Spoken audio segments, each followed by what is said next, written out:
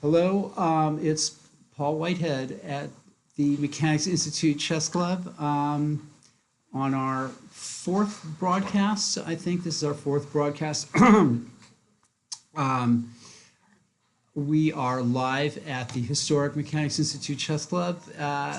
Been around since 1854. We have the fifth round underway. We have on our top board, let's see, I want to take a quick look. I'm having technical difficulties getting to our board. DGT boards. Okay. So, whoops. A little bit of help here. Hold on a second. Okay. And this is, people are seeing this? Yes, they are. Okay.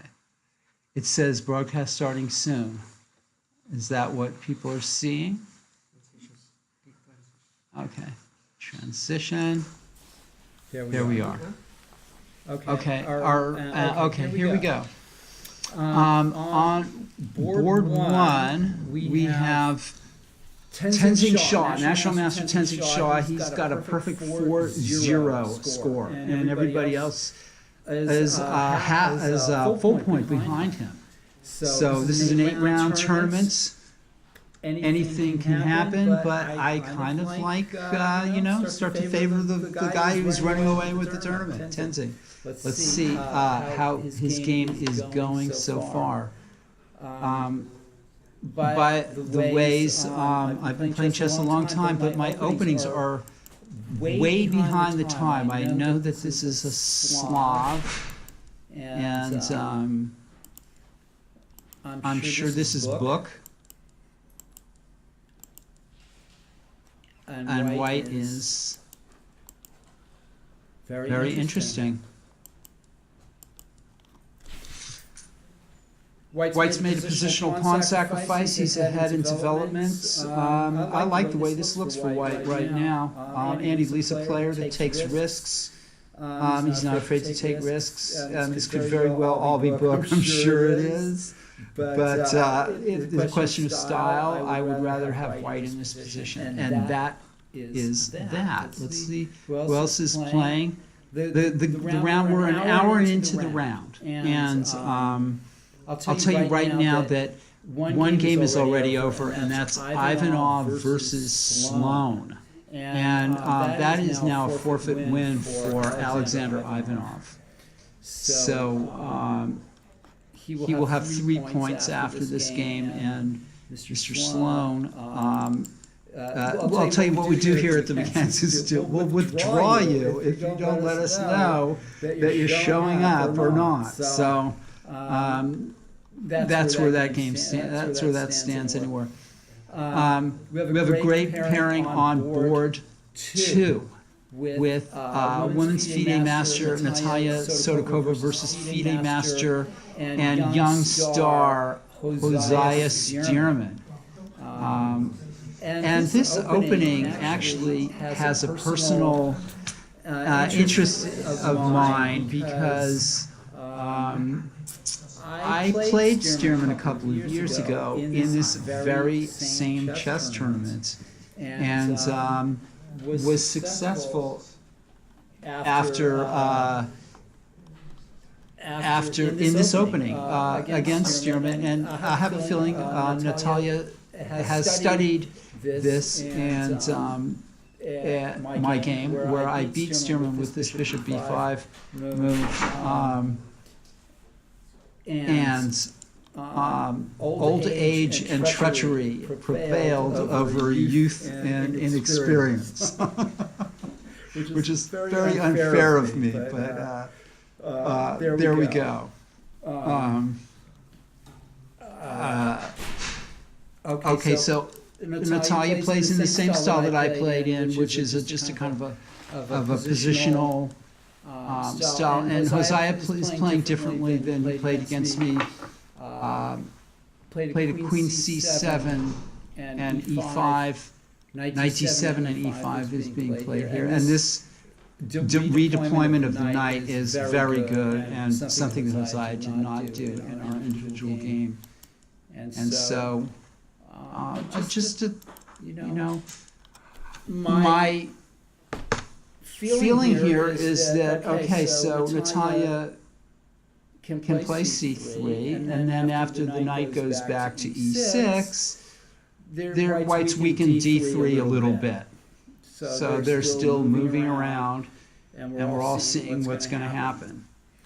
Actually, that's not true. Let's see, c3, knight e6, knight e6, bishop e6. White has bishop takes c5. So after c3, let's see, what's left for black? h6.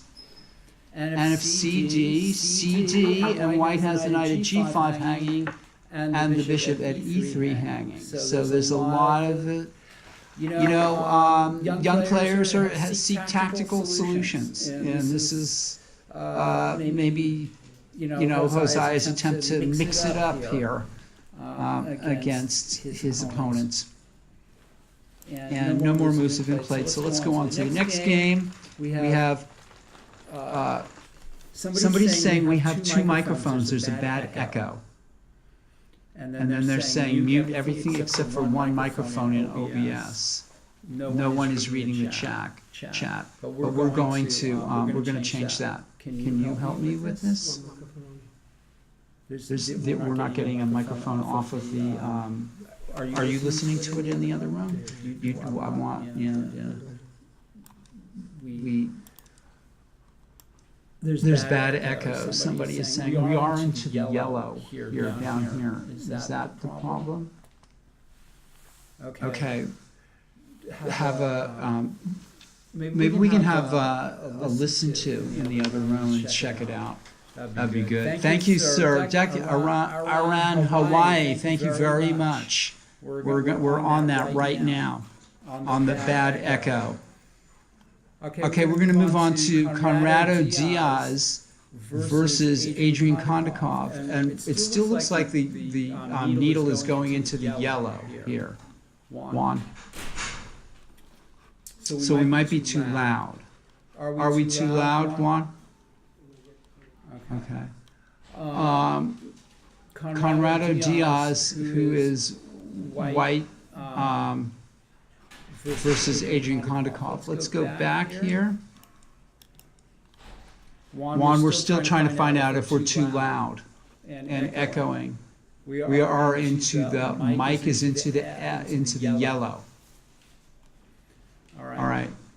Conrado Diaz is playing Adrian Kondakov. Conrado is very experienced, 2300 plus. Adrian Kondakov is beat international master Elliot Winslow in the last round, and so let's see what happens with this. Can Adrian continue his giant killing ways? He's 11 years old and having a great tournament. And Diaz is immediately taking the game into Conrado Diaz positional territory. And we're getting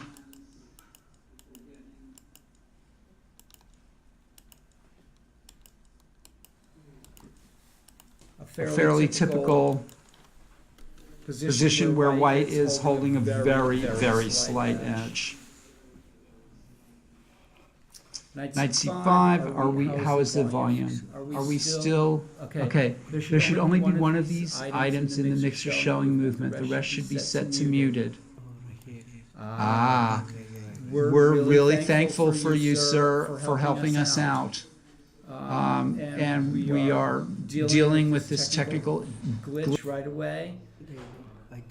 Let us know how this is. Okay. Is this, am I still going into the yellow? I don't want to be. Okay, thank you, Chessman 102.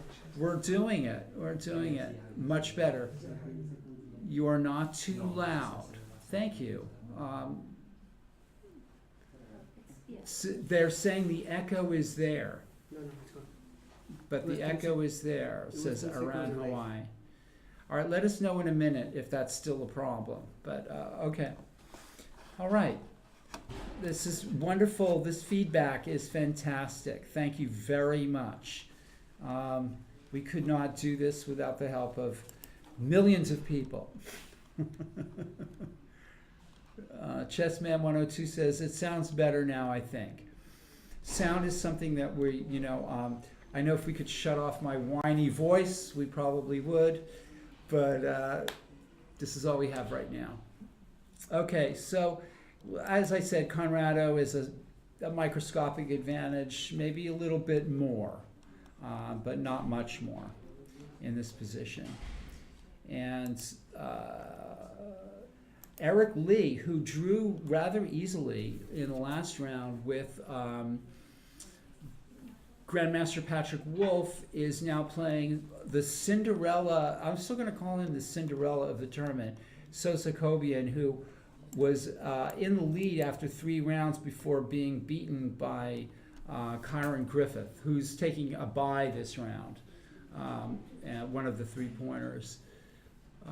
Thank you, Iran, Hawaii. It works. So now we're golden with our viewers. We're able to be heard, seen and heard. Thank you very much for the feedback and for helping us. We'll try to continue with this and learning as we go along. We want to be very good at what we do here, which is, we're still figuring out what the Mechanics Institute, what these broadcasts should be. Right now, we're not using a lot of fancy equipment. When I was an up-and-coming player and became a master, there was no computer interaction. I would look at a chessboard and kind of try to work out the variation. This is now intruding into the picture. Yeah, we try to work out the variations in my head and so on and so forth. And we didn't have a lot of. Joe, if you're going to sit down, I want you to talk to me about the Mechanics Institute. Tell me come and sit down. Joe Tracy, folks. Joe, we're going to take a little break from the chess analysis. We're meeting here. This is Joe Tracy, who's was one of the first people that I met. Joe, I'm going to ask you to move a chair a little closer to me so you can see yourself in there. Mm-hmm. Joe was one of the first people I met, a very welcoming person to the chess club when I was a kid. I joined right at the Fischer-Spassky match in 1972. There's a photograph that my father took of me and my brother here. Joe was one of the young men in their early 20s who were playing chess in this crazy chess club with all these eccentric old people and stuff like that. And I was 1967. Joe joined the club in 1967. So that tells you that he's older than me. which is Joe, just move a little bit closer so we can see you right there. Yeah, I see him. So Joe is an expert, sometimes master strength player. We've all ebbed and flowed as the years have gone by. We analyzed together, went to chess tournaments together, had coffee together, ate in smorgasbords together with famous old chess players here in the Bay Area. Jimmy Buff, I don't know if Steve Brandwine. Yes, I know about these people. Yeah, I know. And who else? Who else, Joe? Who else was back here in the day that we used to go out and? Well, there's those two. Now I can't remember the other people, but I know who I'm talking about. That's right. I'm telling you. Yeah. So these two, I know what I'm talking about. What about the other 5? I can't remember I can't remember their names, but I know what their names are. Right. Yeah. Well, Jeremy Silman. The of course. Famous Jeremy Silman was hanging out at the Mechanics Institute Chess Club with all of these other players back in the day, with Joe, and going to chess tournaments. My brother Jay Whitehead, who's passed away now. 69 at 49. Yeah, at He's the age 49. of 49. That's Yeah. right. Yeah. So the chess club, a lot of somebody says Sos just blundered a pawn, but we're going to get to the chess games in a minute, folks. We're right now we're reminiscing. We're two old geezers reminiscing in the chess club. This is has so much. I'm 69, so you're 59. Joe is telling us that he's 69, and I'm 69, and I'm going to be 60. And well, I want to tell you, you're 69, but I'm only going on 29, Joe. No, I'm talking about 68, not 60. Oh, you're 68, going on 69. And I'm going to be 69. All right. At December 22nd. And I'm 58, going on 59. Right, that's it. So I was thinking, the things that have happened to me here in the chess room. In 1972, I joined the chess room. Yep. 20 years later, in 1992, I played Mikhail Tal in the chess room here in a blitz tournament. And Joe here played Tal as well and drew him. Yep. And I got to play Tal 3 games. I lost 2 and I drew 1 in a playoff there was Walter Brown and Richard Lobo were part of this chess tournament. It was a big giant blitz tournament and lots of people played in 2 sections. And I had about 5 people after me, and everybody else. I'm number 6. Yeah, we were having, it was incredible. And you know what? And I went to about 2450. Yeah. You had a 2450 performance rating. Yes. It was incredible. I mean, it was an amazing tournament. Yeah. Tal played, Walter Brown played. Yeah. Very, very privileged to have played in that blitz tournament. And it was the highlight of my chess career. Was the preliminaries had started, and we're all sitting down, and I'm playing Tal, and out come the pack of cigarettes and the ashtrays, because everybody smoked in the club, including me. Yeah. And Tal lit my cigarette in front of a big crowd of people before we started to play. And that moment when Tal lit my cigarette was the highlight of my chess career, without a doubt. Yeah. It was a moment I'll never forget. Right. Time stood still. Okay, we're going to quickly now, I'm going to do all the talking, and Joe's going to sit here for a moment, and I'm going to try to run through Eric Lee's game with Sosakobian. And so Eric Lee is a master. Mm-hmm. Sosakobian is an A player, but he's having a great tournament.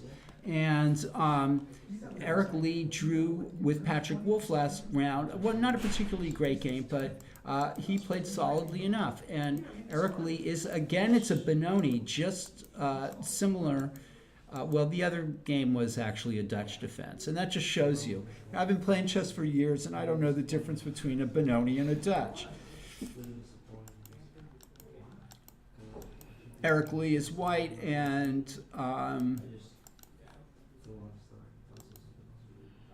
we're getting into a structure that's okay. So what's going on here on B6? Black decides to take the pawn on E2 if he can. No, he can't.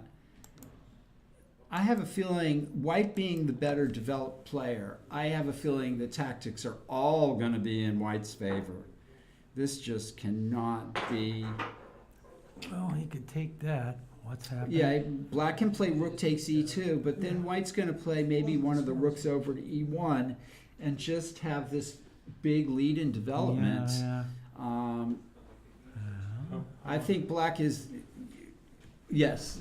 How about knight takes bishop on C8 and moves the pawn, and is going to be check, and the queen and yeah, that's a possibility. Of course, the king will go to G7, which will stop the queen coming in. He's going to lose the rook. Sus going to lose the rook. 1A8, because it's going to be check and discovered attack in the rooks. like? Well, the rook can take on c8. Knight takes c8, rook takes c8. d6 check, king g7.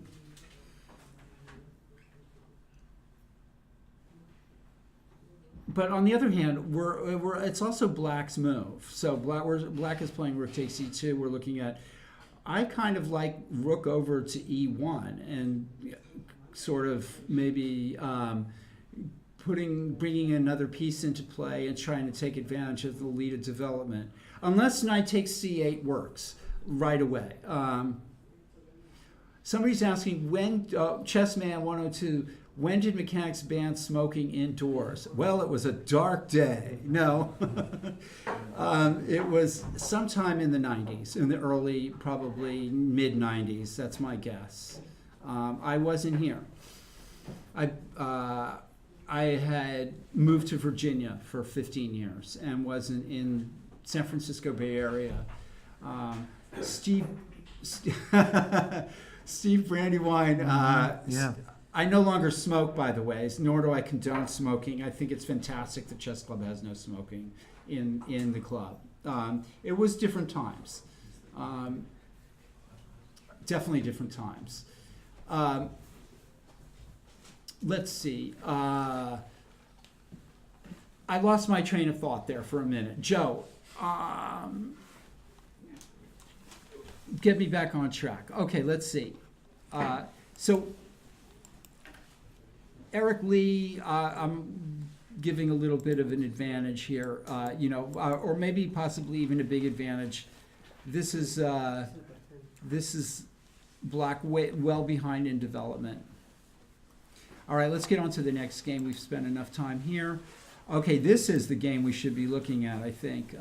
Well, it says white won. Something is wrong. Number 8 by default.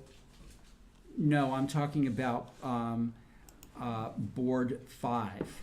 No, we have. Okay, there's been no result on board 5. And let's go back to the beginning of this game. This is Grandmaster Patrick Wolf versus Women's Grandmaster Carla Heredia. Mm-hmm. And this is a big rating difference. But Patrick has struggled a little bit in this tournament. He's given up 2 draws against players. He says he's rusty, he's actually said worse about his chess. You'll have to go to the live broadcast, the last live broadcast.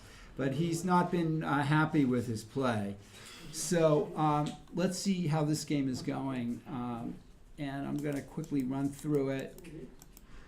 And Patrick is playing like a Leningrad Dutch reverse, which is what he did in the last game, interestingly enough. You could, this is an odd move by Carla. Taking the rook, taking her knight out of the center. But you can also Tell us the move. You can't put your hand all over the screen. It's not helping. put that rook back there and get that one out of there. Okay, to me it looks like black played knight a6. Let me continue blabbing, Joe. Black played knight a6, but why not? I That's guess good with that. the idea of playing c5 and Right. maybe knight b4. Right, Not exactly. bad. Not That's bad. what I'm talking about. Okay, Joe, you're right. And by the way, And knight b4. So black is playing a consistent game here. And so is white. I mean, we're.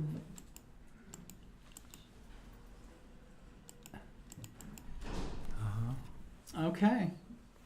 See what I'm saying? So we're going to get a structure here. White plays maybe e5, and then on knight d5 considers taking on d5 or playing knight e4 or something like that. I'm not convinced that black has made the right decision by exchanging in the center here, or that black has benefited from all this maneuvering. It looks kind of good, but I think Patrick's kind of dealt with it very well. Instead of knight a6, I still want to look at that. Black is one move away from completing development. There's other ways you could play this other than, if Black wanted to play c5, why did Black move her knight to c5, and now going, halfway around the world with the Black knight? But it's a slow, closed position, so yeah. I think it's pretty good. You can. So we're at this position now. I think it's pretty good.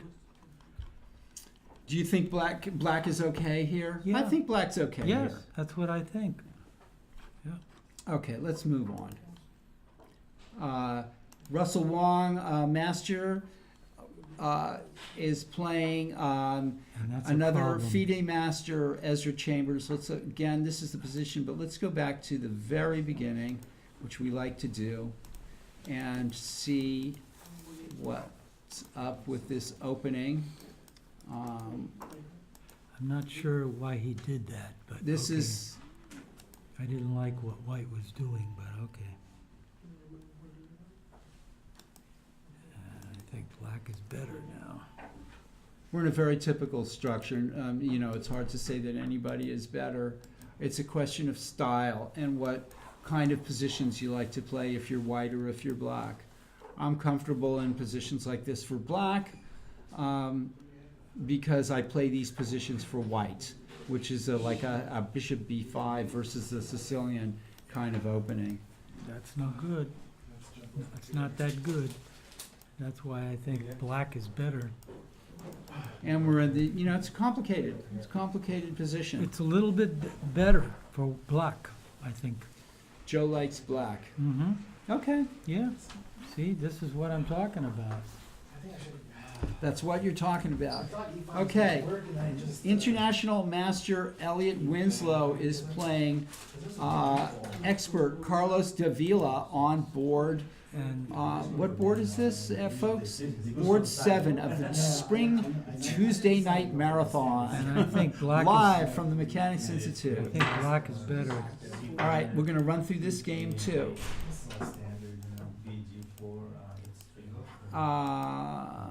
And we have another Leningrad Dutch kind of setup, or English. Everything's Moore's in fine, English. everything's fine, but now things start to change. Look at that. Very, very typical positions. There's we hold a blitz tournament here on Wednesday nights, every Wednesday night. And there's a player named Jules Jelinek who runs the Yeah, tournament, yeah. and he opens with the orangutan opening. Yeah. So, and both Elliot and Carlos play in these tournaments and played millions of games with Jules. And so these kinds of positions that you're seeing here are just, we see them all the time here at the club. It's okay. This is turning out well for Black, I think, or it should Black is structurally. better, Black is better. This is draw. It's getting complicated, folks. Here. Is it possible that Just, White has just overlooked this move? I mean, let's see. Let's analyze some variations. Knight takes d8. Knight takes b3, knight f7 check, king g8, knight takes d6. I mean, that could be very playable for White. What's wrong with that? White regains the pawn, and then has a powerful pass d pawn. On the other hand, Black has a powerful pass b pawn. So that's then maybe they'll cancel each other out. White could play queen takes b4 and knight e6, d6, rook e6, defending the pawn on e6. So we're not using computer analysis. We're just kind of, throwing out a few variations out there and seeing what you think.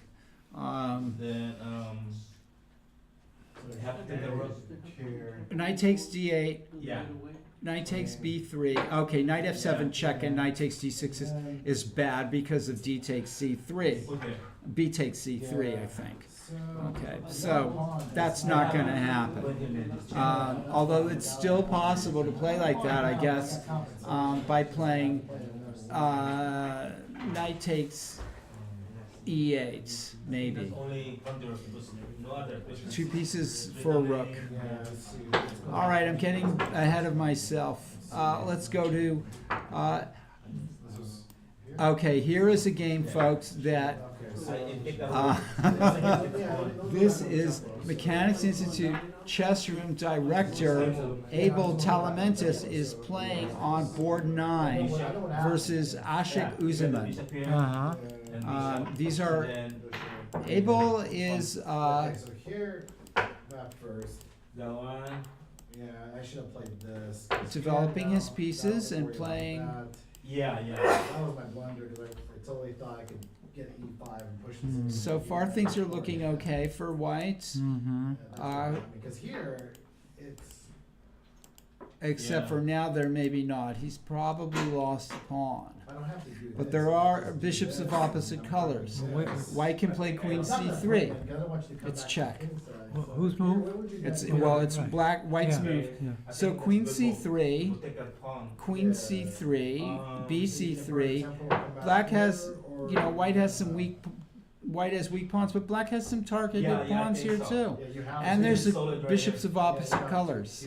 So I'm not convinced that if knight e5, bishop e2. I didn't checkmate there, but It's not clear. The pawns, there's mutually weak pawns. Could be equal. All right, let's go to the last board. Jason Childress, the last of our 10 DGT boards. Jason Childress versus who's an expert versus Bruce Ricard, who is a strong A player. These players are still in contention. They have 2 points out of 4 games. So, and nobody except for Tenzing Shaw is running away with this tournament. So let's see. Let's just go back here before we go back to the top boards and run through this game. This is a Caro-Kann and an old variation that Tal used against Botvinnik. I think black might have. Because it's like... yeah, I left there. A little bit of dangerous play by black.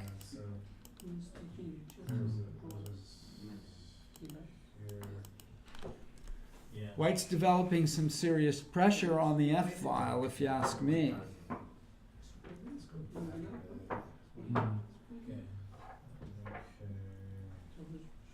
Yeah, I'm not sure that black has played this correctly, unless he's planning on maybe playing rook takes e5. Because coming up is rook, the other rook over, and then it's getting a little problematic about, sacrificing on g6 or crashing through on f7 or playing one of the knights to g4.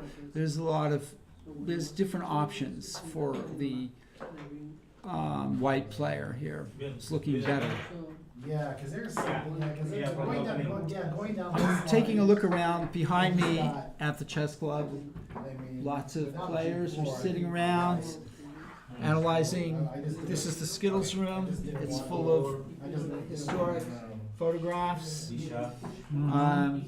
Sitting next to me is Joe Tracy, who has joined the club in 1967. Very long time ago, and it's an incredible privilege to be sitting here so many years later with Joe and looking at these games with some understanding still of this beautiful game of chess. And let's go back to board 1. This is Tenzing Shaw is white versus, who's the only perfect score, versus Andy Lee, who's in one of 8 players trying to catch up with only 3 points, including Grandmaster Patrick Wolf. So Black's won a pawn, and White is trying to catch up in development, and White is has some positional plus maybe.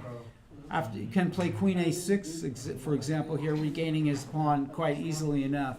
It's White's move. Queen takes A6, or Bishop. It's White's move. Yeah, Bishop That to to there. E3. Yeah, Bishop to That's what E3 I'm looks talking good. about. Yeah, and Black will go back with the Queen, and then White can maybe play Queen takes A6. So that goes there, and the black is going down there, right? Yeah, right. And then this one's going there. Yeah, you're gaining some There's time. problems. But if Black can find a way to cancel quickly, he'll be okay. Look at this. Yeah, This yeah. is a mess. And the Queen can take on A6, right? Mhm. Queen can go. yes, yeah. So, yeah. on the other hand, Black's a pawn up. But you start, Right, you know. you start with that, Yeah. and then get that. But then what? You have to always ask, what's going to happen then? Why? Like what I'm thinking is that White's going to regain his pawn. Whether he can retain his slight positional advantage is another thing. Slightly better, I think. He's slightly for White. better. White's slightly better. I mean, there's something. That's what I think. We're going to see how well he's able to For maintain. example, get We're going to that. see how well he's able to maintain. Get that All right, there. let's look at the Searman-Sotokova game. And Sotokova, Right. yeah, Natalia played C3 like we thought she might, Mhm. and now H6 just like we predicted. And okay, so White chooses the peaceful going backward. I think that might be a wise choice. If pawn takes knight, bishop pawn takes pawn on the bishop on E3, the knight's still hanging. I'm not sure. Or maybe Black can play pawn takes knight and end up with an okay game. I'm not really sure. But C takes D4, C takes D4. Okay, hold, okay. White could possibly then just move the bishop back and then take on G5 after H takes G5. We'll see. White just decided to go back and Black went back. Knight H2 to go Knight G4. Let's go back right here. Black very close to solving all of the opening problems. You know, a very typical kind of position. Maybe White could play Queen D2 and B4 or something, but okay. I mean, Knight H2 to play Knight G4. Black immediately starts pressuring. I mean, maybe this was a fork in the road here because it looks to me like an obvious plan is to play F5. And that seems to me to be more in keeping with Hoseia's style of play. So Rook D8, pressuring the D file. That's good. I'm not sure what's going on here. I mean, F5, EF, GF, Queen H5. Maybe that's the issue. If F4, Bishop goes back. I don't know. That's a tough one to call. All right. Rook D8, Queen E2, and we're back here.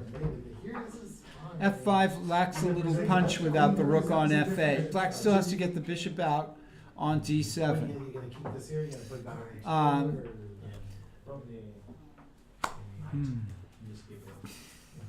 Okay. Yeah, you're There's this problem. Conrado Diaz, we left it off at this position, thinking that White was slightly better. He's playing, that's a very interesting move. Huh? Rook takes C7, Bishop takes C7, and the players are at this. Has this game been called a draw? I'm not convinced that it has. No. Okay. We're looking at DGT, and for some reason they're saying that this is. But it looks to me like White's gained something here, and I think Black. there's control now over the C file. And black plays rook b8 and has gone into a bit of a defensive crouch here. This is where, the experienced older player often is able to bring in the point against the young, talented, young player who often lacks endgame, we like to say, lacks endgame skill.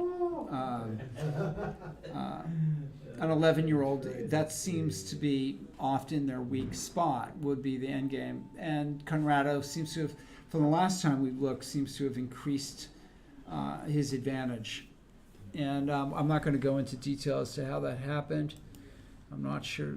We're back with Eric Lee versus Sosa Kobian. Knight d6 was played. Rook e2 and rook e1 as I predicted, because we're in a situation where the rapid development advantage, it's the way for white to punctuate We're just messing around. his advantage, but Sosa's either this holds or it just loses. Knight takes c8 is the move, obvious move. Rook takes c8, and then d6 check. But then black can play c4. We're just messing around here. Do you see that, Joe? Joe, get into the camera here. Get into the camera. Let's people see your face. What am I gonna do? Let's see your face. So You what got to am- get into the All right, camera. what here. am I gonna do? You're gonna be my straight So- man, or I'm gonna be your So straight it's man. black's move? Is it black's move? It's white's move. It's white, excuse me, white's Yeah. move. All right, just a minute now. So I'm hitting your knight. That thing needs to, I've got a funny idea. yeah. What about knight to e8 for white? Okay, if knight takes e8, d6 check, and you take the rook on a8. Huh. That's a crazy idea. Yeah. Okay, so what about knight to e8? And I come here. It's possible. Even knight to f7 is possible. White has some ideas here, folks, and we're going to let you figure it out But at it's home. also possible to put that I'm saying, bishop right there. yeah, but it's white's move now. But I know what I'm talking Right. about. You put that thing right in there, that one, right there. Right, But knight put that to one E8. there. Knight to e8, bishop to d7. Yeah, But then knight takes f6 check, queen takes f6, yeah. d6 check, and bishop takes rook on a8. Ah, Yeah. So I'm saying white, even knight to e8 is a possibility. Not to mention knight to f7. I mean, we're talking some strange looking moves here, but it's possible. Okay, so let's move on to Patrick Wolf. Two grandmasters are playing each other here, folks. International grandmaster and former second to Vichy Anand in his match with Kasparov. One of his matches with Kasparov, maybe both. Patrick Wolf, and he's playing woman grandmaster Carla Heredia. Let's see what's going on here, Joe. Looks like black is almost good. Almost Black is good. almost good. I Yeah. like that. That's Almost as good. Almost good is going to be There you our. go there. Yeah. Okay, here we go. there- E5, the knight, G4. Okay, rook D2. I think. Okay, so if black plays knight D5, I think white can think seriously of knight E4, and then maybe with some advantage. I kind of like these structures for white. They often, if white can get in C4 and taking away more squares for black. So knight G4 is an interesting H5, and that's to play knight H6 and knight F5, folks. on the other hand, that's where black is moving pawns in front of his own king. Not, it's double-edged. A4, white changes tack. White would like to play knight b5. Interesting. Sure. And then play knight d6, or force black to separate, to part with his own light squared bishop on the one that's parked on a6. So interesting how both players are fluidly switching different ideas, right? Knight g4 was an interesting plan. Is an interesting plan followed by h5 and kind of taking care of that side of the board a little bit. It's difficult for white to play g4 after this. And white now, by playing a4, is emphasizing the d file and knight b5. I mean, knight b5 and rook cd1 is a serious kind of positional threat where white might gain more going on here with the two bishops and control the d file. Okay, we're going to take a look at the next game where Russell Wong was playing Ezra Chambers. These are all starting out to be closely fought games and not, there's, okay, g5. Black is a little bit better, I think. White's playing a little pointlessly here. And black is going for the king side pushing up. White's doubling on the d file doesn't seem to make any sense. White should be trying to do something like put a knight onto d5. You have to think about what your pieces are doing, and white's pieces are not really, very dynamically placed. This white's been choosing the wrong ideas here. That's what I mean. Yeah, black is looking better. Black is here. a little bit better. Yeah, definitely. Yeah. All right, Carlos Davila and Elliot Winslow. We left at this position. And white plays queen b4, and we're getting into this. White's given up a pawn for some reason, and now the knight is coming into d3.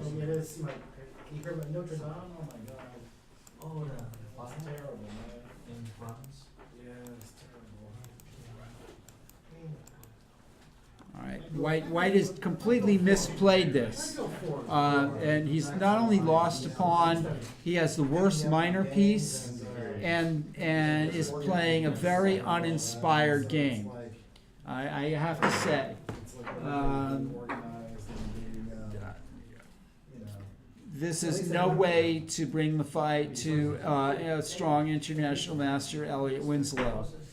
This is White has not enough pressure on the d file to compensate for being a pawn and an inferior minor piece down. There is some pressure on d6.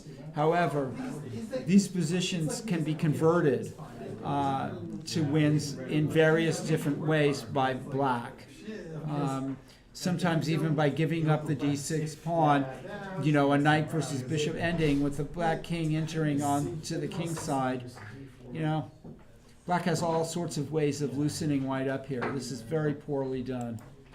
I'm not even going to go back. Chess room director Abel Telamentis has gotten himself into a bishops of opposite colors situation. But now d5 is putting the pawn on the same color as his own bishop. White's king is not safe yet. And White's also a pawn down. And let's see, what was White's last move? Put that to the... Well, White's last move was d5. So black plays king c8 here. Yeah, that goes there. And now I'm not sure White should be playing d5 here. I mean, I want to get my king, I want to try to trade queens. Queen b5. But Queen b5. But I mean, I'm going t- to either white. I think queen b5 is perfectly perfect way to try to deal with the problems here. White's king is not safe. Just count some queens, sorry. And you want to, Joe, I'm going to ask you, this is going to be my major thing. Get into the camera here. We can Right, see yeah. your smiling face. Are you moving that up there or not? I'm saying white should maybe play queen b5 here. Okay. Which one? Right, it's white's move. Yeah. White could play queen b5 Where's that? right here. Queen b5. Queen b5. I see. Okay, as a good idea to try to trade queens. I think the unsafe king position, and now black is getting something here. I think white wants to play queen b5, and if I was white, I'd be trying to play queen b5. But that was maybe before putting my own pawn on d5, the same color as my bishop. So I'm going to have a little talk with our chess room director after this There's and another, chew him out. but there's another possibility also. Okay, what's that? Move that back, that black one, Okay, that little black, and go there.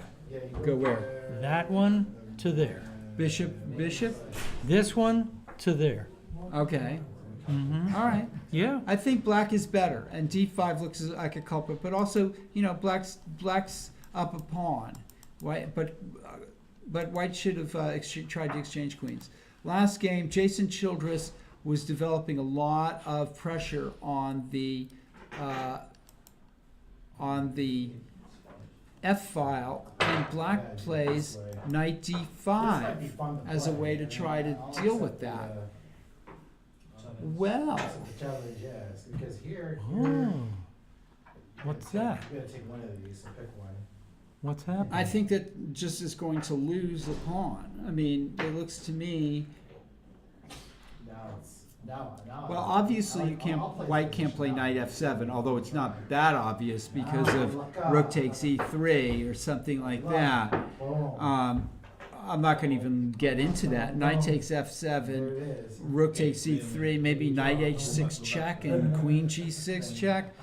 I mean, I'm not even going to look at that. It's, but white chooses a very simple move, knight to c4, and now it looks like f7 is falling. Yeah, this is simple, and I like simple. Especially If I get these two plus a when you don't need to get fancy to just kind of win a pawn and then say, well, black, what are you doing? Yeah, this is unfortunate for Bruce. It looks to me like he's just losing his f7 pawn. Yeah. All right, folks, before we go back to board one, I'm going to ask you, Joe, what's your favorite chess move? Because I'm going to tell you what my favorite chess move is. Pawn to d4. Pawn to d4 as an opening move? You like that as an opening move? Yeah. You know what my favorite chess move is? Pawn to e4? No. What do you think? Judith. Hello, Judith. Good evening. Abel is playing chess, and he's playing Ashik Uzlaman. And no, he didn't offer the exchange of queens. I was advising him to trade queens in that position. So maybe you know more about his chess game than I do. But Joe's telling me, in the middle of telling me his favorite move, which is pawn to d4 on the first move. It's Joe, also possible to go knight knight to f3. f3. One or the other. One or the other, d4, knight f3. Yeah. Okay. Yeah, one of those. Yeah. Well, you know what my favorite move is, Joe? What is it? Pawn takes queen mate. All right. You can play d4 all you want, but I'm going to play pawn takes queen mate. That's my idea of a great chess move, I like pawn takes queen promoting to a queen and then delivering mate. I'll take that That's all right too. Yeah, that's all right.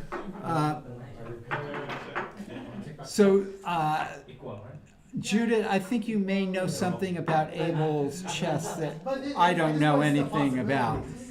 He doesn't like trading queens? Who knew? Here he is playing Ashik Uzlaman. He's playing a really aggressive game. He's not only trading queens, he's keeping his king in the center and playing actively. He's a pawn down.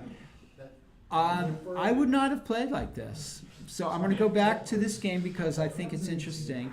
I think that, black could play f5 here and keep f3 check in reserve, or e3 possibly. Bishop g7, redeploying the bishop. If I was white, I would not have played like this. I'll go back here. What do I know? And that was, in this position, white played d5. And now to me this looks almost like a beginner's mistake. Not a beginner's mistake, sorry. But more like an A player, B player, A player kind of move. Possibly even an expert would play this move. But I think a lot of masters wouldn't play this move. And this pawn to d5. Pawn to d5 limits the mobility of your bishop and doesn't take into account some of the dynamic possibilities that black has in this position. White has an insecure king. There's just and is undeveloped. The rooks are sort of misplaced. They're not doing much. d5, and my solution to white's problems here was to play queen b5. You're threatening to play queen takes queen. Black must play queen takes b5, then bishop takes b5, and you're in a bishops of opposite colors situation where it's going to be very difficult for black to demonstrate that he has anything. I think. But I think black is a little bit black better. Is definitely better. He's a better. pawn up, but okay, that was my solution. Yeah. All right, we're going to go back to board one, and we're going to talk about one more thing here before we start analyzing what's happened in this game. It looks like white's regained his pawn, as we predicted, but black is caught up in development, and we're left with a kind of a dynamic equality. So that's what's going on here. Joe Tracy, my companion here, this for the first hour now of our broadcast in the Tuesday Night Marathon. I want to talk about some of the famous chess players that have been here. We've already mentioned that Mikhail Tal played here, but also Capablanca, Fischer, Spassky played here, Smyslov has been here, Petrosian has been here. We've had some of the greatest chess players that have ever lived have come to this club and played chess here. Yeah. And they've not been scared. They've come and we've thrown our best players at them, but they were not scared. But then something happened. After Karpov visited the club too. He wasn't scared, Joe. No. But after Karpov, it seemed like everybody started to get chicken.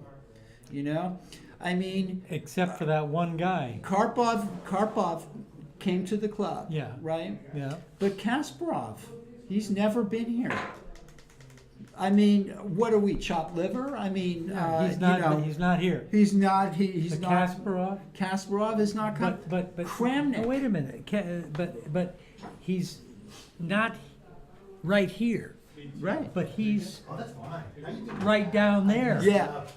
What Joe's saying is Kasparov has been here in San Francisco, close by, and has been invited to the club, and We haven't seen him. we haven't seen him. But we've seen the other that guy. I've seen with 300, 400 other people. Right. Right. He's got one guy and he's playing against four other people. Okay. The last world champion we've had here was amazing because I was here. Was Hu Yifan. Hu Yifan was here, and she spoke in front of 100 plus people, and the club was packed. Was electrifying, fantastic experience. Very charismatic. Person, by far the strongest active woman chess player in the world right now. The strongest woman chess player in the world after Judith Polgar retired. But Carlsen, Kramnik, Kasparov, Anand. Hey guys.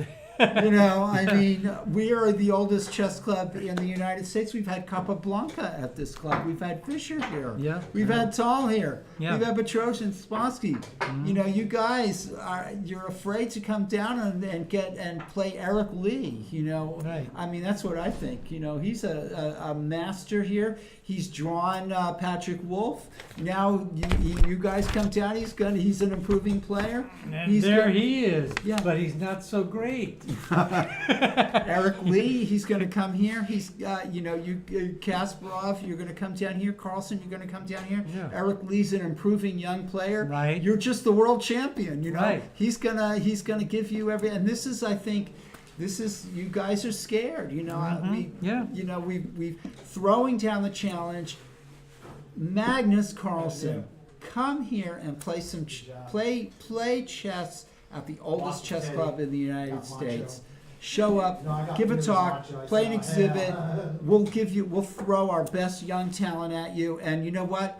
At this point, I'm betting on them. Yeah. You know, I mean, until you show up and Right. show us otherwise, That's I'm right. gonna bet Eric Lee is gonna take you out. You know. So. Yeah, that's it. I'm going to return to this theme over and over and over again in these broadcasts. That come on down, Magnus. Come and give us a. You know, we have nothing. We have history, and you're a world champion. We want you to be a part of that, and we want. You to sign our guest book. Right. So, all right. We'll see. Here's Tenzing Shaw versus Andy Lee. Okay. Shaw, we've got to tell you, this is a dramatic round 5. We're back on board 1. Tenzing Shaw is the only perfect score with 4-0. And the surprise is that nobody even has 3.5. There's 8 players, including Grandmaster Patrick Wolf, with 3 points. So if Shaw can, continue to win, and he is a player that's capable of beating anybody in this tournament, then I'm going to name him the favorite. I'm close to doing that. The rest of you guys have got to do something about this Tenzing Shaw. You may not have heard him nationally. He's got 4 of them, He's right? got 4 of but them. he's got 8. He's got 8. He's so got he 8 to needs go. 4 more. You're talking. Yeah. This is what I'm talking about. That's right. What you're talking yeah. about. Okay. So it's not so easy. All right. Thanks, Caesar. Okay. So we're looking at this game. We were back here. I'm just trying to come to this game where we saw that White had a nice lead in development. Let's see, E5 was played, and White played Queen E2, eyeing the pawn at A6. But on the other hand, I want to just go back here because seems like a critical moment, and White is ahead in development. Why not go all out with Bishop G5 and Rook D1 and That's what I'm talking about. and have this superior possible minor piece of knight versus bishop even, or maybe find some way to find a different way of gaining an advantage. Queen G3 is a move that strikes me too. White playing Queen G3 here, and offering another pawn at E4 maybe. I'm just throwing that out there. Queen E2, Bishop B4. Black quickly gives up a pawn to catch up in development. Okay, so I mean this is where we are, and White. Okay, so if White plays Queen takes C6, then Bishop takes C3, and something takes on E4. And, you know, it's just getting more and more. Well, what if you go bishop to e3? That's what he played. And what- And okay. black played back to And d7. now hit. Rook get d1, up, queen get up. e6, f3. Yeah, yeah. Knight If d7 was I played. go 4-4, I'm cool. Because if that would mean I'll play in the under 17. I mean, black could maybe play knight h5. Yeah, if they bleed me. then Now White's got a little bit of pressure here. You know, I mean, he's still sort of ahead in development. And black is, you know, there's some pressure here. There's the pawn at a7. There's the pawn at c6. You know, but black's going to play maybe knight c5. I don't know why that wants to go up there instead of leave it there and do the other thing. Okay, Joe, get into the picture. Yeah. All right, Joe. Get that back. Okay, but black wants to play bishop takes knight and knight takes pawn. Say that again? Black wants to play bishop takes c3 and knight takes e4, you know?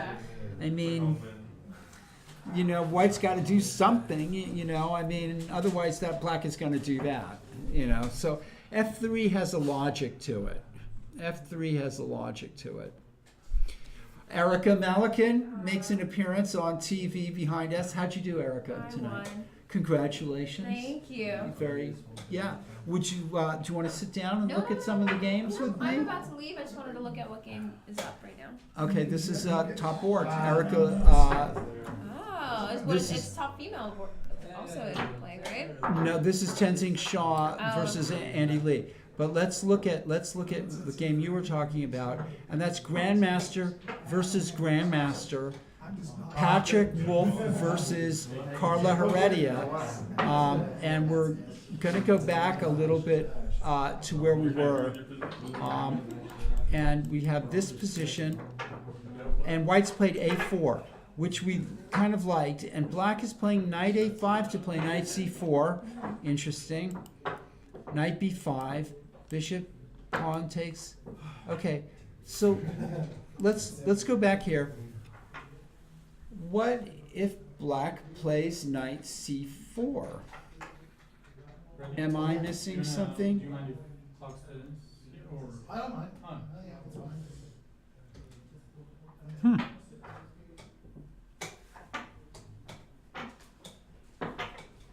Does anybody see anything here? I don't see why. Black is in pretty good shape. Play the knight there. Knight to c4, Right, and and now? Just then move knight f off of something. Bishop's attacking rook at the same moment as the knight's attacking our rook, right? So yeah, but you know what also interests me is, you know, is what's White getting out of that? Not much. change, right? Hypothetically. Yeah, and where's the knight going to move? That's the next question. Yeah, knight c4. Where exactly does the white knight move to uncover this attack? And I'm thinking, okay, so let's say White plays rook to e2. Okay. Then Black plays knight takes b2. I mean, why not take? I'm one of those people that like see a pawn, eat a pawn. I'm pretty much. So we move the knight Yeah. to c4. to c3 c4. to, Right. to c. Attacking the rook. Yeah. Yeah. What we're gonna do now with White? That's what we're asking. This is what I'm talking about. We're going to have to ask Carla or Patrick No. what would have happened. We can't move the pieces. We can just ask questions. Interestingly enough. Get that knight going there. Yeah. Where are these games? Why Where's the doesn't commentary Black stream? play knight c4? That's what I'm talking about. That's what you're talking about. That's what I'm talking about. And this- Congratulations again, Erica. See you next week. Erica Malikan leaves a happy camper having won her game. And that we're going to see that over and over. The tears and the joy of in the Tuesday night marathon. What you can't see right now is what you're seeing is the top 10 boards, Joe. But there's 53 chess games going on here, 106 chess players. I know about that. In 2 rooms. This place is packed. It's the largest weekday tournament in the United States. Yep. Yeah, it has been for a long time. It's a get-together of the young, the old, the strong, the weak, In the in-between. and the in-between. Yeah. That's what I'm talking about. Well, okay, we're going to come back to this. Why doesn't Carla play knight c4, Right. rook e2, knight to b2? I mean, the knight can't be trapped. It can either escape out, or maybe the knight could be trapped. All right, knight c4. I'm a little bit at a loss here. I think And we black. don't have computer analysis, which I love. So now I can't pretend to be the voice of the cyborg genius here. I just have to be the random analyst, professing my ignorance. But that's okay. We'll hope to be enlightened later by one of the players. So, rook d8 is played, and now Patrick prevents knight c4, knight h6, and it's white's move. Black is going to redeploy the knight to f5 and then to d4 or something like that. So white has, the advantage of the two bishops, but there are weak squares in the center. Black can play knight f5 to d4. The h5 pawn can be defended by g6. So is white going to try for an attack? It's not clear how white's going to break. That's no great. That's no great. Right Yeah, there. the bishop on g1. This is what I'm talking about, right? So I like the way Carla has played this game. It's Yeah. been very, the knights are on the rim. They're dim, but they're still doing their job here. And so this is by no means, the knight on a5 is kind of successfully holding a little bit, holding white up from playing c4, holding white up from playing c3 because of knight b3. So, I predict some pieces are going to get exchanged. Some major pieces are going to get exchanged on the d file, and if white's going to hope for any advantage, it's going to be by playing h3 and g4 after that, and gradually pushing black back. And this could happen. So if white's going to win the game, I'm going to say that this is going to happen in this way. A gradual pushing back on the king side, but I think the major pieces are going to get exchanged soon. but that is not in good shape. Well, right This is now, what I'm it's talking about. controlling some of the center. It's going to Later, sit there. It's going to sit there, but it's not going anywhere else. Joe's talking about the white bishop on g1, That's which is what I'm talking not looking about. good right That's now. what I'm talking All right, about. That's what you're talking about. That's what I'm talking about. See, All right, let's go on. To, I'm gonna go take a look. down Okay, there. I'm gonna give go me a take report later. Yeah, I'm gonna go down. All right, there bye, and check Joe. that. Okay. That was Joe Tracy, who I met here in 1972. And That's not 1970. That's not 1969. That's 1968. yeah, okay, that's when you joined. That was, Yeah. I wasn't even playing chess back in those days. Okay. All right. So,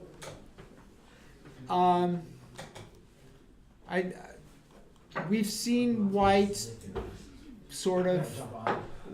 White's waiting for black to make some commitment here, and then to somehow take advantage of that. But white is pushing black. Black has something here, and white is. We have a chess player visiting from Chile. Okay. We have a visiting chess player from Chile, and they are visiting the club for the first time. Yes. First time, right? First time. Well, that's fantastic. Hi, my name is Paulo Moran from Chile. Paulo Moran. I'm Paul, so Yeah. we're both Paulo. And so do you play in Chile and you play internationally Yes. as well? I am not speaking English very good, but I Me neither. I play chess in Santiago. I am from Linares. Linares, Chile is on the south of Santiago, and I played 3 world championships in 1993 in Duisburg, in Germany, in 1992 in Bratislava, Slovakia. And would these explain to me the world championships? Young chess, The youth. under 16, Uh-huh. under 16 this year. Wow. Yes. You under 16. Under 16 world Back in championships 1982. Right. Yeah. In 19, but you know, a while back. Yeah. in these years. And then I now play in chess 24, in chess.com, Mhm. and Lichess too. But the late years I only play on internet, some tournament. 2 years ago I played in Medellin, the Zonal The Continental. international. You played in the interzonal. Yeah, Okay. international. So you're an international master or a grandmaster? Not yet. Not I yet. am in 2120, 2100. 2100. 2100 Elo. Hello? Yeah, Elo. Elo. Okay. Elo. Fantastic. So, how did you find it? You're visiting the United States right now? I am with my family, with my wife, visit California. And tomorrow we go to Las Vegas. To Las We Vegas. are on vacation in Right. California, Nevada. Well, and you heard about the Mechanics Institute Chess Yes, Club? yes, it's Where- amazing. It's one of the most important club in America. I would like to know to stay here, to know and just today is an important tournament, and for me it was important to know to stay here. Right. Yeah, we have a grandmaster playing. Yeah. So what about the club? Do you have is there's a chess club in Santiago? I play in Santiago.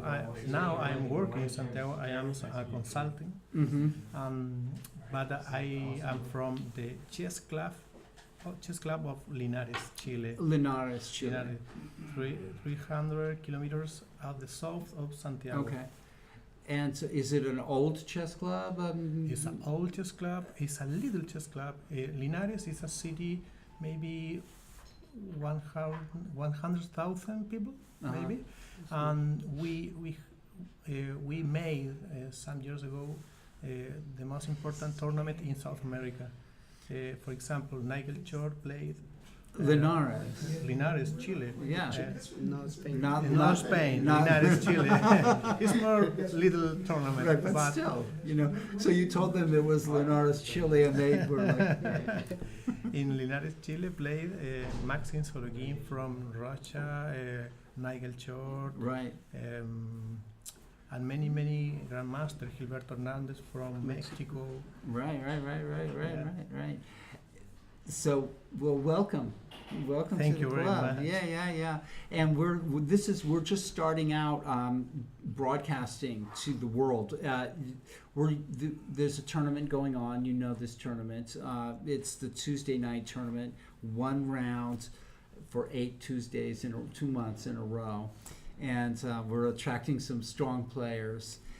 But also we're just talking to people like the guy who was sitting here before. Mhm. I met him in this club in 1972. Wow. So that when I was 12. So, and we're Some still this is, and you can see the history. So part of this is like good chess, because we're seeing some good chess, but also just talking about the history of the Mechanics Institute Chess Club. And Capablanca played here. Wow. Where's the picture of Capablanca playing? We have a picture of him playing in the club. Yeah. Yeah, bring it off the wall. We're gonna show. Yeah, take that thing off the wall. We really need to show you this picture. This is Capablanca playing in the chess club. We have the original photograph, but this is in the club. He's playing a guy named Lovegrove. We're gonna put him around here. Here's Capablanca in the Mechanics, playing in the Mechanics Institute Chess Club. He's playing AJ Fink. That's AJ Fink, who was a club, a strong player, played in the club. The chess set that they're using is sold by the House of Staunton. It used to be the chess set that was here on all the tables. So we were talking about Tall has played here, Spassky's played here, people have visited the club. But Carlsen, no. And Kasparov, no. And Kramnik, no. And Anand, no. I mean, Karpov was the last world champion that was here. Okay. So we're saying, that they're chicken, that they, they're scared. Maybe. Maybe they're scared. Also, there's no computer analysis. We're looking at these games. It's maybe at some point we'll get some computer analysis. I'm personally not that interested in computer analysis. If you look at the commentary on the last World Championship match on Chess 24, right? There was Svidler and Grishuk were doing commentary on the World Championship match without computer analysis. He called it human commentary. Yes. Human commentary. More real. No way am I like Svidler or as good as Svidler or Carol or Grishuk. Of course not. But on the other hand, I'm a master, and I can make, and I'm not aiming at a very, at the highest levels of chess explanation. But this is the old school, this is the way that when I was a kid becoming a chess player, we didn't have computer analysis. We analyzed, we looked at a position, we said, what about going here, what about going there, what about going there? We couldn't move the pieces, right, or we thought that it was good that we didn't move the pieces because then we would learn how to analyze. So it's important if you're learning how to play chess or you want to become a better chess player, I think, is to look at positions and not move the pieces, but say, hey, what happens if you go here? You do this, you do that, see what happens. It's very important to calculate. To calculate, to learn how to calculate. And so we're making a lot of mistakes probably, but we're not aiming very high. I mean, we're aiming high, but in a broad way, we're aiming at a lot of different things. And one of the things is talking to people who are visiting the club, talking to the players after they finished their game. We had a great, Patrick Wolf came in and said that he was not a very good chess player anymore. And he drew with an 11-year-old boy. So. He's a two-time U.S. champion. Two-time U.S. champion who's playing in this, playing here. Board number 5. Yeah, he's playing right now. And so, Carla Heredia. let's go. Do you have, if you want to make any commentary, feel free, because, why not? Now you can talk about Chile if you want, and we don't have to even talk about chess. You can interact right here. Line number 5 is Patrick Wall with Carla Heredia. Okay, let's see. So we have this game, and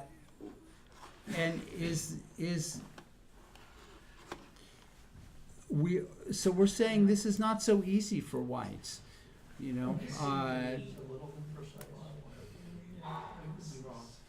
Patrick Wolf is finding it difficult. His return to competitive chess, it's not the game that he was playing 25 years ago. It's there is an inherent understanding and strength that he has that Carla has not achieved yet. But what the difficulty that Patrick is finding, and that he explained last time, was not just playing chess. He's trying to find forcing. He's being a little too forcing, and not just kind of being content to kind of just play moves. And that's what he said was the reason that he's not been so successful. So, this is an interesting move, I think, because the knight go to f5, and with some pressure in g3, it's difficult for white, I think, and maybe the knight in a5 is far away. It's holding. It's holding, but it could be in a bad position too. Yeah. And what I think is that white has a slight advantage. And what I think is going to happen here, and we haven't seen it yet, is that the pieces are going to get rooks. The major pieces are going to get exchanged, and white's going to try to play h3 and g4 and slowly drive black back from the on the king side, and then maybe a little more centralization. If this can happen, maybe white can demonstrate some advantage. Yeah. But with the two bishops and being able eventually to play f5 maybe and start an attack or to push black back.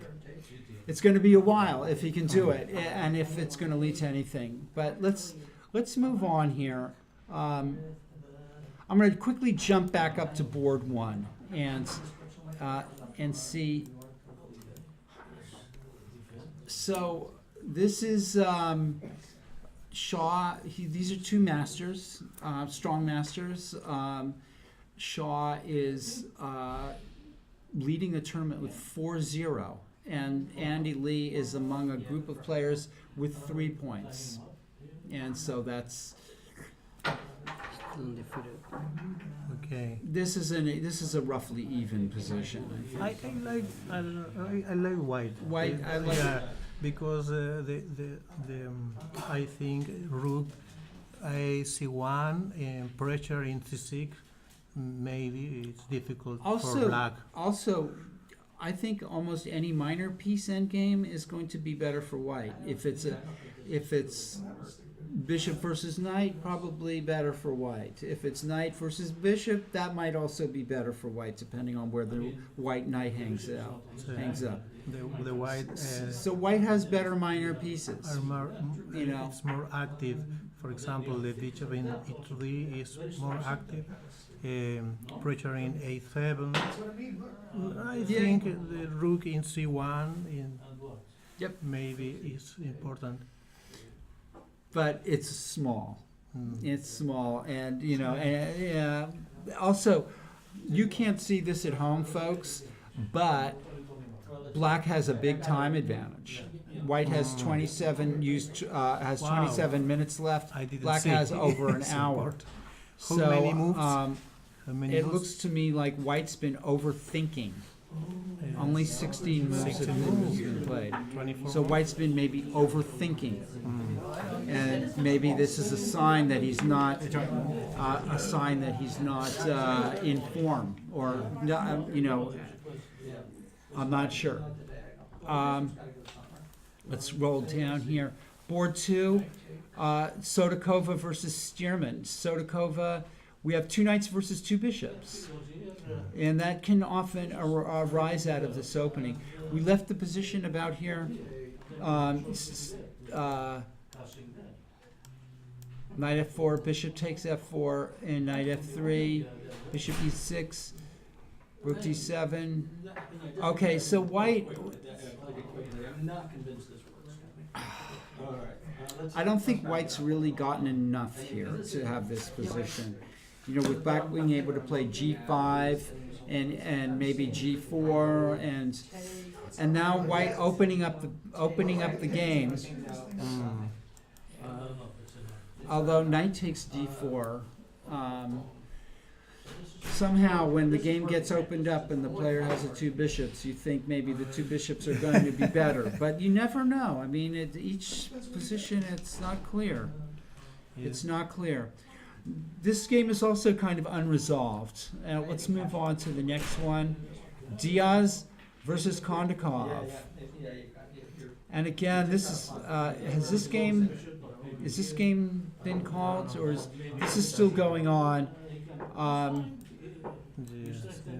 No more results, I guess. Rook b8, king f1, and the kings come to the center, and then white's redeploying the knight to attack d5. I think that's a good idea. Maybe the knight in c5 it can be better. Yeah. But it's draw. Yeah. It's equality. Only one weakness. You know, Carlsen would win this, but Little weakness. white is definitely better. Yeah. And also, you know, he's an older player and a younger player with black. Two weakness in this Yeah, five. black needs another. White needs to do a little bit more here. This to break bishop through. is like a pawn. Yeah, the bishop at e6 is like a pawn. Yes. Okay, that was board 3. Board 4 is Eric Lee, and this. Okay, so this happened. And very few moves have been played. And knight f6, knight c4, very sober move. Wow. Okay, we were looking. You'd have to believe what I did. We were looking at all kinds of moves for white, like knight to e8, because if knight e8, d6 check, and bishop a8, right? Even knight f7. So there's all these possibilities. But he must have thought for a very long time, and he decided to play knight c4. And maybe that's good too. Maybe this is another way to play. The king, the black king is And the rook coming to e7. no, Yeah. is in really danger. If I start to sound a little louder, it's because more games have finished and more people are analyzing their games behind us. So it's having to start to shout.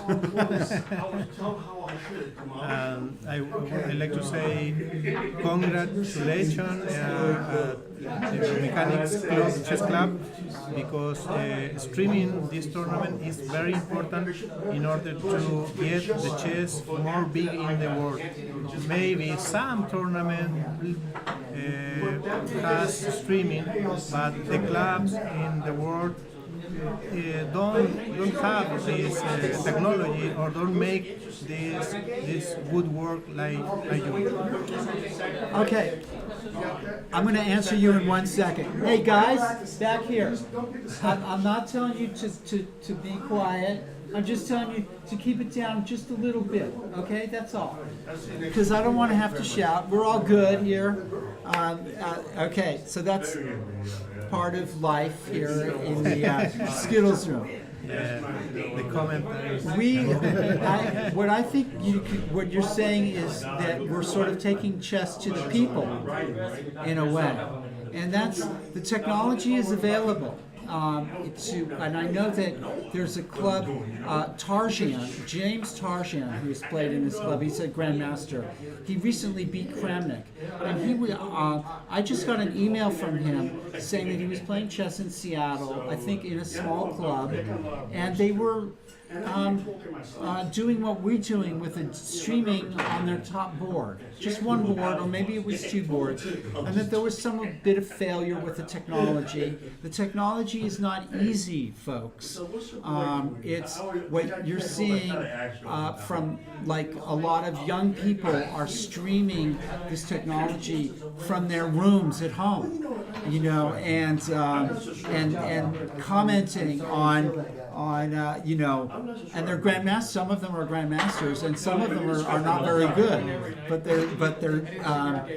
they're out there and trailblazing this kind of thing. what we're doing is maybe different and sort of unique. Like you said, maybe your club in Santiago can start doing the same thing, is broadcasting, even if it's only to promote your own club, right? And to promote your own small corner of the world. You're saying to the world, we're here.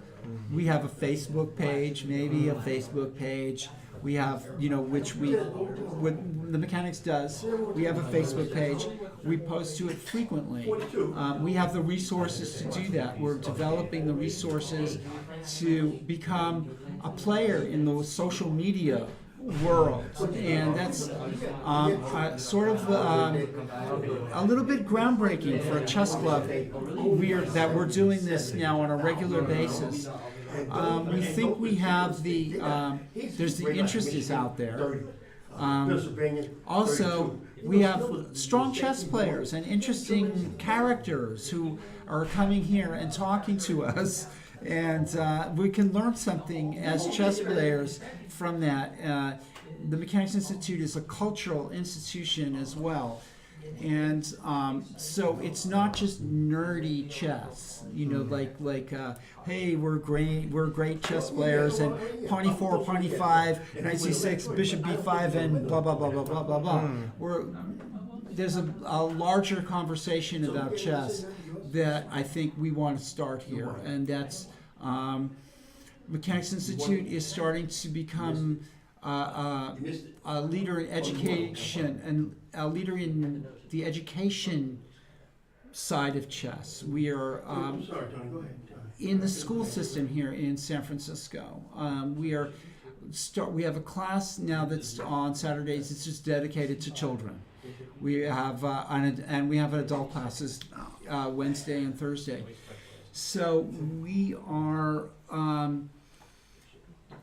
talking a lot about chess as a cultural force, as well as simply a platform for very strong chess players.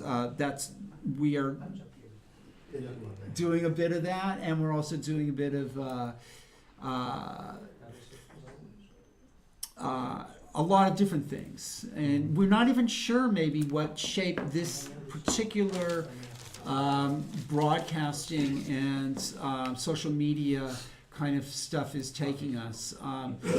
We just know that we've been here since 1854, and that we're going to be here for a long time after I give this broadcast, and that there are not many institutions around that can say that. The Pro Chess League has been around for X amount of years, of just a few years. All these grandmasters like Eric Hansen and the Svidler and all these other people that are broadcasting, the St. Louis Chess Club and all these people that are getting into that are pioneers with social media and so on and so forth. However, these are institutions that have only been in existence for 10 years, or less, some of them less. So what I'm saying is that by coming here and being part of the conversation in the chess room, and why we're trying to invite Carlsen here, and why I'm bringing the fact that Capablanca has been here, Spassky's been here, Smyslov's been here, Fischer's been here, Mikhail Tal has been Coming here. in the room, smoking and taking Absolute money. legends of chess. I am sure next year we can see now here Magnus Carlsen in maybe 2 years more. Yeah, we're hoping that we think we'll get Carlsen here. I'm going to keep harping on it, and though I might have a small audience now, we'll see how far the Mechanics Institute's reach is. I'm going to reach up into the camera and come and get you, Magnus. So Thank you very let's- much for your invitation. You're Thank welcome. you very much. Thank you. Come back. And send us some information about your club in Linares. in Linares, Chile. yes, I speak with a person here. The name is Abel. yes. Talamentes? And- Abel yeah, Talamentes? yes, we would like to make a tournament, Linares and Mechanics Club by internet. That'd be fun. What a fantastic idea. Yes, 5 or 4 boards, for example, and Yeah. broadcast in Linares and here in San Francisco. Fantastic. Take your time. Okay. We're just learning how to do this, and with your help, it will be, yeah, for sure. So we'll keep the communication open. I think it's a perfect platform for doing that, and you're a goodwill ambassador for your club, and maybe one Got some day. results. One day we're hoping that we'll get down there and visit you. Okay, Thank you. thank you very much. Thank you. Congrats Come for back. your tournament. Okay.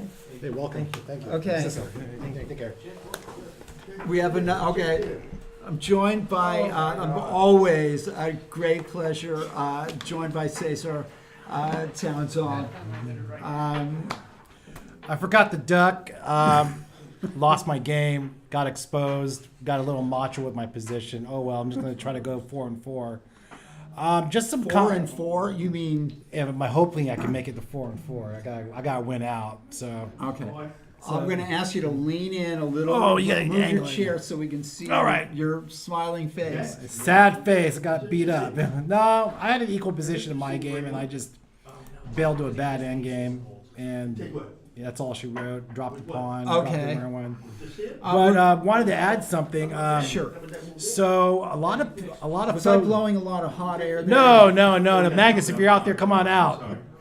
Hey, I really want to see you in the Yeah, picture. try. Okay. Here, Let me just scoot over here. Yeah, Oh, that's yeah, better. there you go. That's better. So a lot of people are getting ready for the summer tournament season. North America, National Open in Las Vegas, around June 12th, June 15th weekend. The World Open in Philadelphia, 4th of July weekend, the big money tournament out there. And Are you saying you're going to play and win all these? no, and I'm just saying that a lot of friends of mine across the country watching this broadcast and the players and mechanics are gearing up for those big summer tournaments, playing at the marathon and playing in got some results. Just gearing up. So we got some results, Paul. What Well, are we results? have one result on board 10. Jason Childress beat Bruce Ricard. Let's take a look at the final position. I guess this is the final position. After losing the pawn on f7, I think Black just got kind of demoralized. You know, there was just no way out. Let's see what happened. Tapped out. Knight went to c4, attacking the queen at a5, and Black moved the queen, and the knight just took the pawn at f7. That's all she wrote. This is not going to end well. There is the vague hope that White will play queen takes g6, overlooking the fact that Black's queen is now laterally defending on g6. Not today. Not today. Yeah, well, no, it was not to be. White took another pawn. Why not? And Black went back there because the knight was attacked, and White is just, there's nothing White has to do even. That knight on d6 is an octopus, just like Danny King's video lecture on the Kasparov Game 16 World Championship in 85, 86? Is that a plug for our opposition here? No, I'm just saying that the knight's pretty brutal right there. Do you know this gentleman? That is my friend Glenn Bouillot. Hi, Glenn. That's my friend Dr. Glenn Bouillot out of... Careful here now. If you shout and you're going into the yellow. Oh. So probably... So, yeah, my friend Glenn Bouillot, whose handle is Pawnographer. He's one of my friends from Fort Lauderdale, Florida. Yeah, help us with the mic. Yeah, there you go. Okay. That's probably, I think we're good. Yeah, it's still showing up in the yellow. Yeah. All right, let us know if we're too loud, folks, or if we're too they can hear us. Yeah, I'm gonna go send a message. Here, let me. I want to. We'll go for it. I'm gonna do the mouse thing here.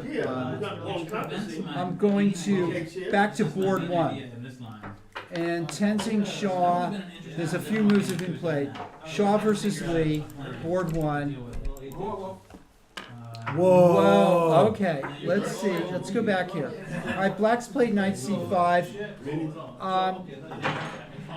With the idea of playing bishop c3 and knight a4. If White plays bishop c5, and bishop d4, nothing much is going to happen in that position. Black is developing maybe even some pressure. So, It's time to get macho. I mean, knight b5, and then intermezzo. threatening knight c7, and Black says okay, and we get this little exchange, and Black comes into b3, and White takes exchange back, and now, okay, so let's just go back here. If White plays rook c6, queen a4, you can't make the moves. No, I'm just sending a message. Maybe you can do a different. Check. If rook c6, queen a4, bishop f2, And then now why does White play bishop take f2? I mean, can't Black just play queen takes e4, a4, and then I guess queen c4, but I mean, what's wrong with White playing rook c6 right here? Rook c6, queen a4, rook back to c1. If you're worried about, something, you could always play rook c1, or you could play queen c4. This doesn't make any sense to me, bishop f2. And I'm not sure exactly. And why isn't Black playing queen takes a4? Are we up to date on the boards here? Sometimes I'm stunned by what I'm seeing. no, we just got to here. move. Rook d8. All right, Black played rook d8. Well, White's under time pressure. He's got 16 minutes to Black's Yeah, 59 minutes. Okay, so is it possible that rook c6, rook d8 is the reply? But then White could simply bring the rook back to c1 if worried about that. Yeah. And then Bishop f2 is looking like some kind of strange, over-refining move. prophylactic. Yeah, and now rook d2. I mean, rook d8, and that even brings rook d2 into the and then equation. the rook. So I am really, not only that, but bishop f2 has taken away Escape square. a escape square for the king. So, all right, I'm getting away from this game, which I don't understand, on board one, Okay, and going to board two, where we have this situation where the two bishops, White has the two knights and Black has the two bishops. Okay. And Natalia is playing in a way very similar to the way I was playing against Hosea, which was containments. Just take the space and hold. I'm still not sure what's going on here. Either White's going to collapse because of overextending and the two bishops, or Black is going to fall into, lose the pawn on f4, or, but White could play knight c5. My gut says Black is better here, but anything can happen. All right, I'm going to move on. All right, going on. Diaz versus Kondakov. Draw. No, it says draw, but it's not. Still going. Yeah. What? Is this a draw or it's still going? Okay. Okay. Oh, okay. So it's still going. Okay. And here we have, Black trying to defend this. And now White has a protected pass pawn. This has really not been the way I would have played it with Black. No one's going to make any progress. Well, White can put his king on d4. That's sit all day. And then try to break through with something. The bishop is going to go to b3, and White's going to play. I mean, white can try a bunch of different things. I do not like the way this is going for black. There's not going to be any progress. I don't know. White can try lots of things here, Cesar. Yeah, accidents can happen. Hi, Manas. Ah, Manas is Thanks back. for saying hi. Black has A5, and so this is, I'm not sure that white shouldn't have. Let's see, how did this come about? I want to go here. Knight C5. That's all right. Let's come back here. Okay. So knight c5 followed by a trade, and there's the protected pass pawn. Do I have this and something like knight? Why is white playing rook d4? Why isn't white playing king d4 and Rook a1, and a4? I mean, black is going to play a5 first. That's probably what he's thinking. But rook d1, I'm not sure why. So it takes rook f5. All right, well, I have some sad news, folks, which I'm going to break to you in a minute, and that's concerning our chess club director. I'm going to school him when he comes in and sits down. I know. Oh man, it's my chance.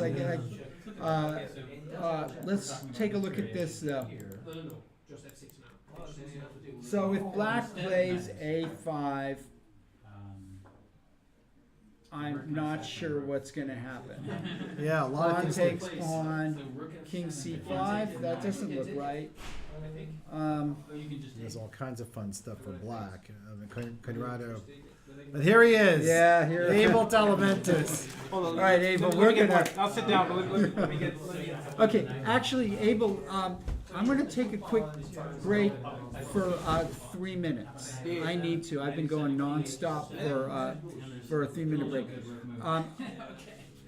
Cesar, I'll do a whip around all the games and Okay. for 3 minutes. I'll get covered for 3 All right. minutes. What I'm saying is editorial from the mechanics here. We're not responsible for Caesar's commentary here. These are my own personal opinions. Yeah, this does not represent the views of the establishment. Mechanics is not liable for any of my comments. So. Okay, I'll be back. All right. I'm going to use the restroom. Okay. So I'm going to do a whip around with all the other games. So and feel free to throw in your commentary for all the folks on Twitch. So I'm going to go back to the Lee Jacobian game and see what's going on here. So it evolved. Whoa. Eric Lee looks like he's about to close the show here with Queen F7 check. Oh man, this is not looking well, sports fans. Eric Lee is, and I think here he can Sos can resign with confidence. Yeah, it looks like he's following up his big draw last week with some domination. Yeah, that's pretty brutal. So Abel, let's go to the next game. Patrick Wolf and Carl Heredia. How's that going? Oh, he says that Patrick won. That may not be. Is that that's not accurate, folks. Yeah. Let me just move forward a few moves. We're having some issues with the results being up there, but This game is not decided yet. We are still an active board, and it is white to move. And looks like Carla's white up a pawn right now. Is that right? yeah, and then Carla just put her queen on c7, putting pressure on that bishop. The bishop's getting attacked. Yeah. We shall see. I mean, are we looking at almost like a getting that pawn back because they have to go probably bishop a2, right? Yeah, bishop a2 or sit with pawn b3. Jeez. You get the triple pawns. Yeah, you get it's tough. Let's go to the other games, Abel. So Russell Wong and Ezra Chambers. Looks like, let's see here. They just advance it to the current position. Okay, we are at this position here. But I mean, if I go there, Oh, wow. Yeah, it looks like Ezra has controlled the D file, a protected pass or an F4, and that Knight has coverage. They're marching. Looks like he's rolling. Let's get the pros. Yeah, there's Paul. Okay. You want to wreck the chambers here, but let's go back to the. I want to. There's a game that I'm very interested in. Okay, let's get, here it is. Our hero. Abel, get in here. All right. Time to face the kangaroo court. I mean, what's there to talk about? Like, there's nothing to No, talk there's. about. I want to go over your game with you. I think this is great. First of all, you are this is Abel Talamentes, the Chess Room Mechanics Institute Chess Room Director. In case you haven't met him before, and I wanted to say before we look at your game, I'm trying to find your name here so I can bring it up. Where is? Oh, I may not even be there. No, you should. Okay. Abel, we know who you are. You're the chess room director. You're responsible for a lot of the new things incredible things that have been going on in the chess club. I want to say one thing. There was a gentleman from Colombia,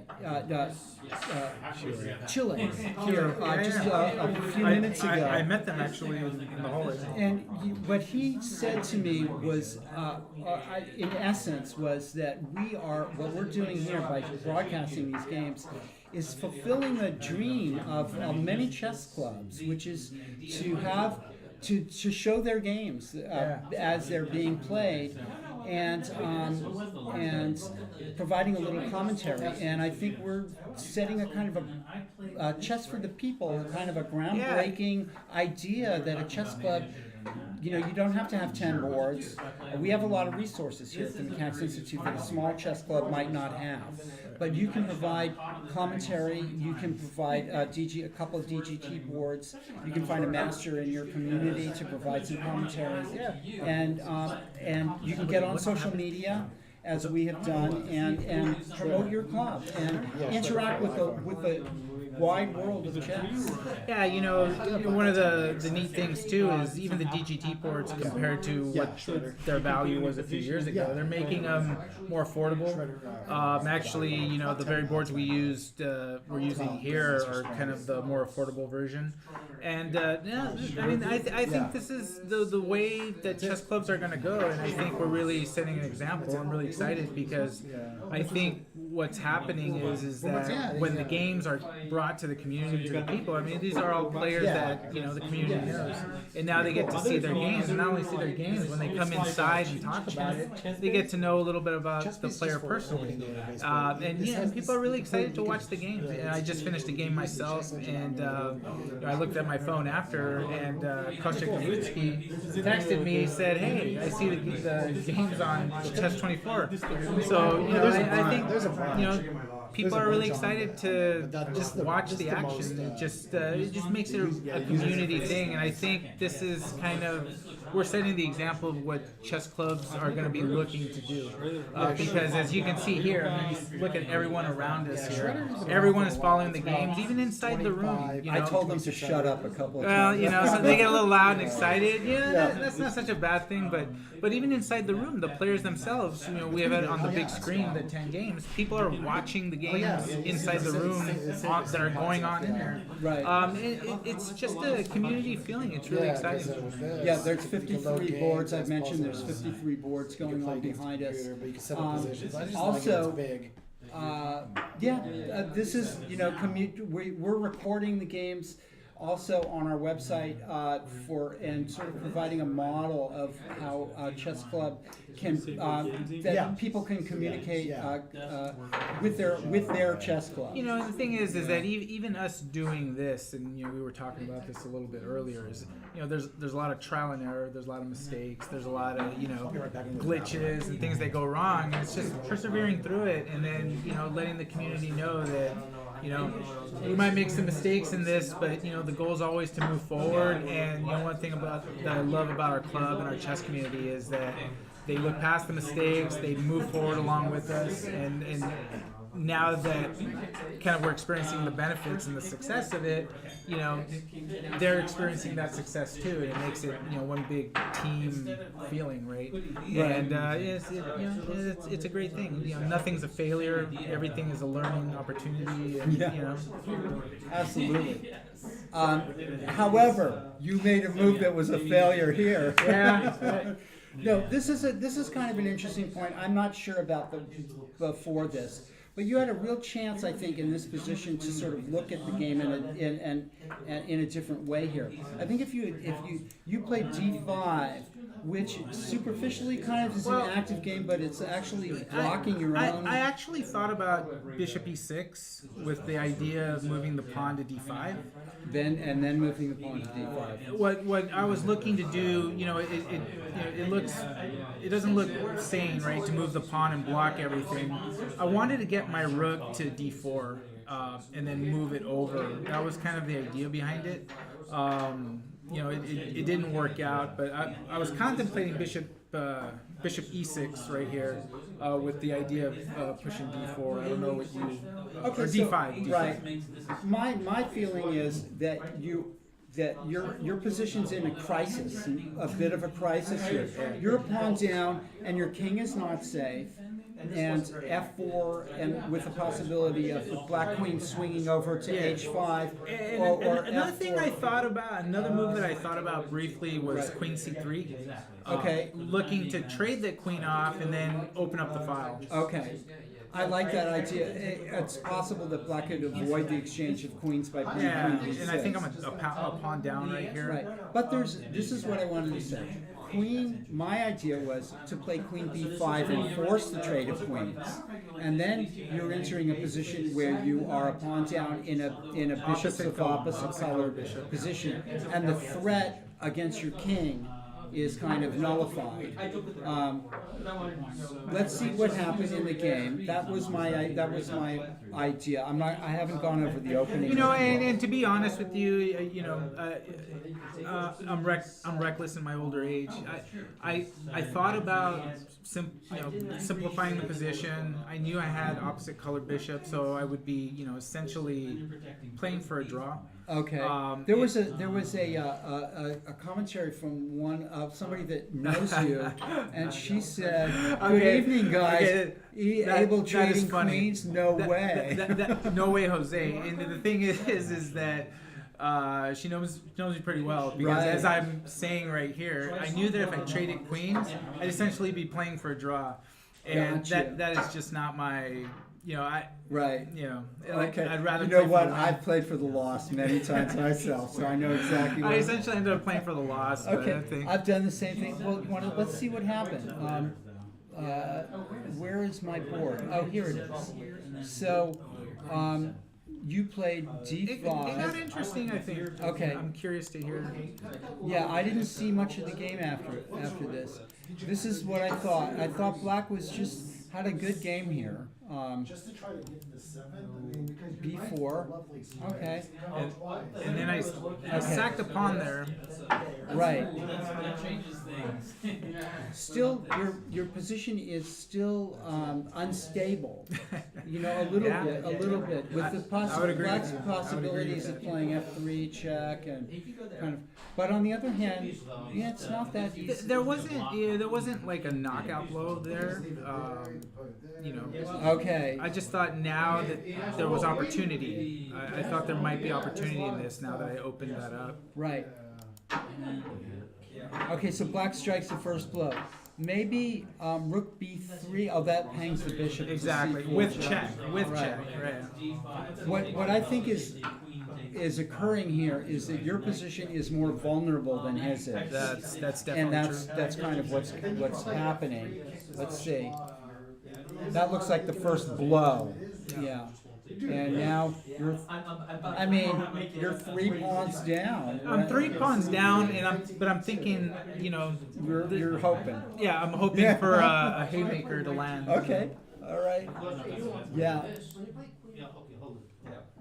Okay. Actually, that was a lot stronger than I had That threatens anticipated. bishop e5. Bishop e5, but then also Rook rook h6. h6. Yeah. and I had not anticipated the bishop e5 I saw, but then I Okay, didn't realize so rook and e2. if rook b3, then e3. and that's and that's what happened. This is getting bad, folks. Yeah. There's probably Actually, no defense. Yeah, E3 I hadn't figured on. Yeah. That was I mean the rest it's just completely lost at this point. So you underestimated the danger. It would have probably been better to have played by cowardly Like the cowardly lion, yeah, it's just so uncomfortable. It's almost like I can't live with myself if I do that, but at the same time, I mean, Right. it's just chess, right? I mean, you're supposed to. Well, it's interesting. I've had to learn how to control my worst instincts when I play chess. Yeah. Because I've lost many games where I've preferred to go down in a blaze of glory rather than play a kind of a stickler defense. And I guess that's the some of the growth, the learning in this is that it's there's no shame in. You have to look at the position for what it is, and if you're in trouble and you have to do something to play for equalizing, right? That's what you need to do, right? But also another thing that I've try to emphasize to my students and so on. And so we're back here at this situation where I think white maybe should play queen b5 with a lot of danger because of the danger to his own position. And honestly, the position is not so easy for black. If I trade the queens off, there's weaknesses for you to exploit. There's a possibility that you could. I can go to the you can go to back the queen side and maybe try to play bishop e6 again as a thought. And then b5. I was just worried that he's going to get a chance to play c6. Interrupt that. Black is better. Black's a pawn ahead, and we can talk about that some other day. But I mean, how black got up pawn ahead. This way, I don't remember. It was just straight hanging the pawn. There's no. I don't have a good explanation. There's nothing I'm going to be able to say to you. We'll look at it later. Yeah. Or we could look at it. Let's go take a look at the top boards for Shaw versus Lee. What's happened here? I haven't seen any of this action. Shaw played a series of inexplicable moves, to my way of looking at it earlier on. Black looks. This happened. Okay, there was a flurry of tactics, and this happened, and now white, for some reason, played bishop f2. Now I'm saying, why not play rook takes c6? This was a chance to play a very simple move. Did they play c5 after bishop f2? No, what happened was white is misplacing the bishop here with bishop f2. Black plays there, and now suddenly rook c6 is no longer possible. Queen a4 is possible, and rook d2 is possible. It's like these moves have, And that's where we're this is I don't understand this. I mean, maybe it's still drawn, but or black, but what happened right here, folks, is what I'm trying to find out. Okay, as I said, is there some reason why white can't play rook takes c6? And if queen a4, at the very worst, you can play rook c1.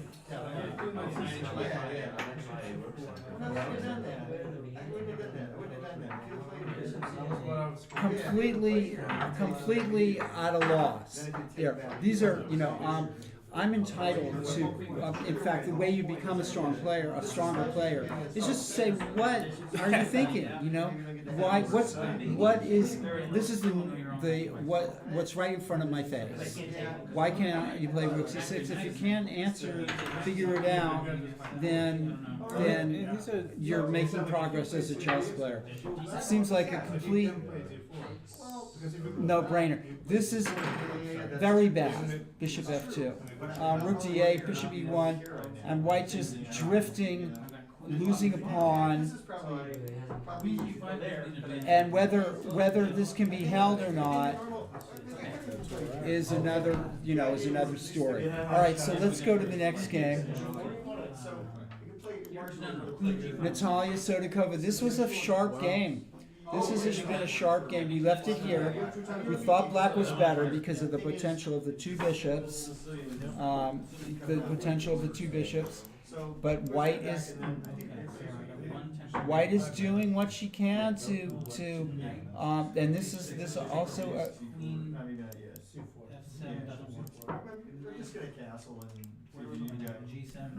black's move. Very double-edged. These positions can be tough if black can't somehow find a way to play h5 and g4, because I think you don't want to play g4 without h5. If you play g4, pawn takes pawn, bishop takes pawn, now suddenly it might be difficult to, white gets e4 and, knight e4, it might be difficult to, black can try for h5, h3, h4, 4, h6. Meanwhile, white, if black's not careful, white can, win the pawn on f4. Black can look to kind of bust open that king side, right? With just pushing the pawn.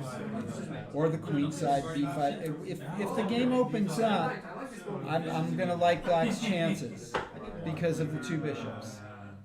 Okay. I'm gonna switch seats with Caesar over here. Okay. Thank you, Abel. No, thank you. Thank you for doing what I expected and just completely destroying my chess plan. Oh no. You played. Yeah, I went for it. You're the games. I'm interested in these top games, and we talked about that too. But the whole chess club is so much more than just the games of the really top players. I talked about that earlier when the gentleman from Chile was here. He was here sitting next to me, and we were talking about chess. And he wants to set up a potential online match. Yeah. 5-on-5. We've discussed that, kind of partnering with other chess clubs. Manas Paldi says hi, Abel. And also from Twitch, Rob Todd says kudos to the new director. You revived the Mechanics Chess Club life. Well, keep it up. Let me just say, because I really think it's important that it's really a team effort. I mean, look what we got here. Paul's been amazing doing the commentary, running the. Abel, you need to get a little closer. We got the sound.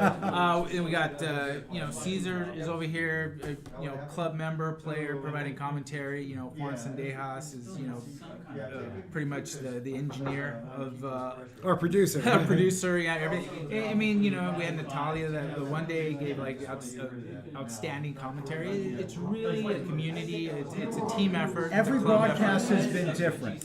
Yeah, every broadcast has been different. It's not cookie cutter. We're just kind of showing up and saying what's on our mind and just letting it fly. And it's just exciting that other people get excited about kind of what's going on and what they're seeing. Yeah, and we've issued challenges. Our challenge to Magnus Carlsen. again. Yeah, Carlsen. We called him out again. And he deserves it because why wouldn't you come to the oldest chess club in the country and face the club members? I said, we'll arrange that. Eric Lee has drawn a strong grandmaster here. Yeah, and he's ready to take Magnus on. And he's an up-and-coming player, and you're just the world champion. So it's really exciting. People from other countries are coming and getting excited about it. About a month ago, we had someone from Spain, I think, just came in for a visit, and they were just fascinated by what they saw. So it's exciting, and I'm glad the chess community is engaged and chiming in. Hey everyone. Yeah, we want to involve people. I had Joe sitting here, and we talked quite a bit, and about the old days, as well as the chess club. I met Joe in 1972 here, so we talked a little bit about that. Before I was born. Wow, that's amazing. Barely, yeah. I thought you were. Anyway, so okay, we'll continue to look. Thanks, Abe. Let's see what's going on with Shaw and Andy Lee. And, hey guys, keep tone down a bit. We got some commentary Just a going. tiny bit. Thanks. Keep talking, but just, All right, it's an active, crazy chess club here. Okay, so let's see, Queen E3. That just looks like what?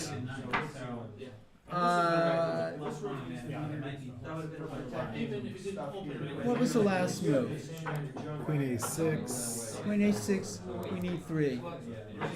Okay. What is going on here?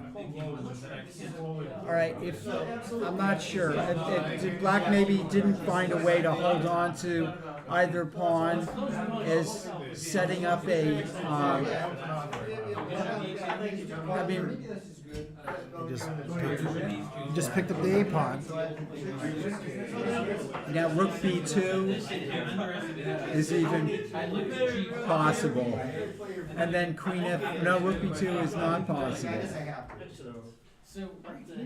I don't know. I don't like this. This has been this game. I mean, these guys are not playing. I hope I can haul one of them in here and just say like, hey. What happened? What happened? Can you explain this game to me?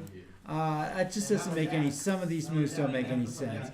All right, I'm going to go to Sodakova Stearman. This could go either way.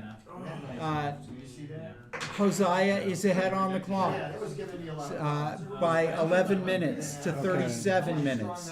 Let's go to the next game. Diaz Kondakov. Diaz is definitely making progress here.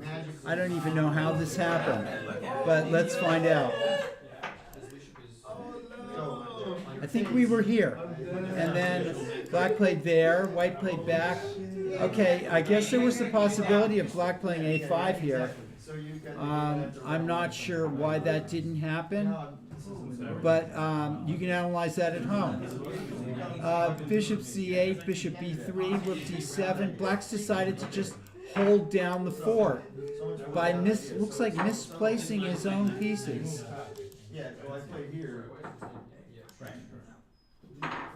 Okay, we can talk about whether it was possible for Black maybe to. No, I don't think Black should trade rooks here.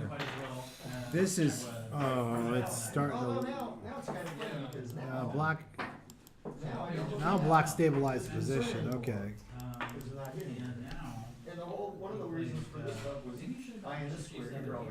Okay, what are you talking about, Robert?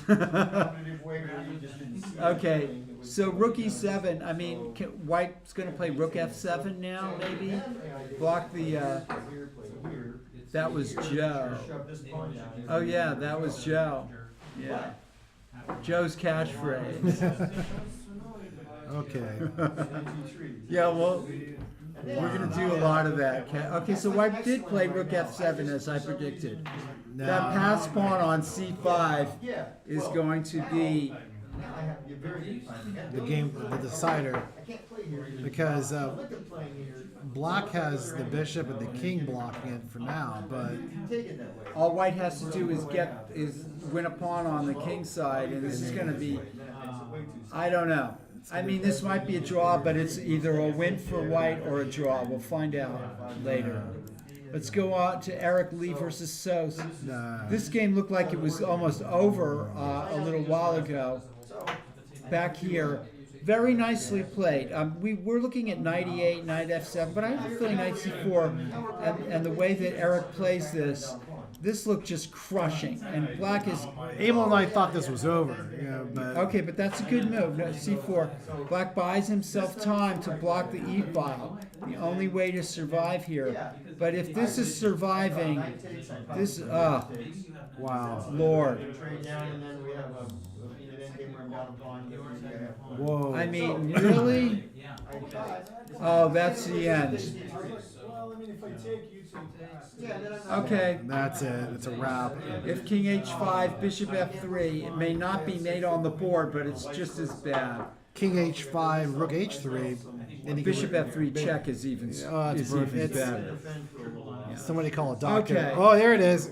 Sosa's this is what we love at the Tuesday night marathon.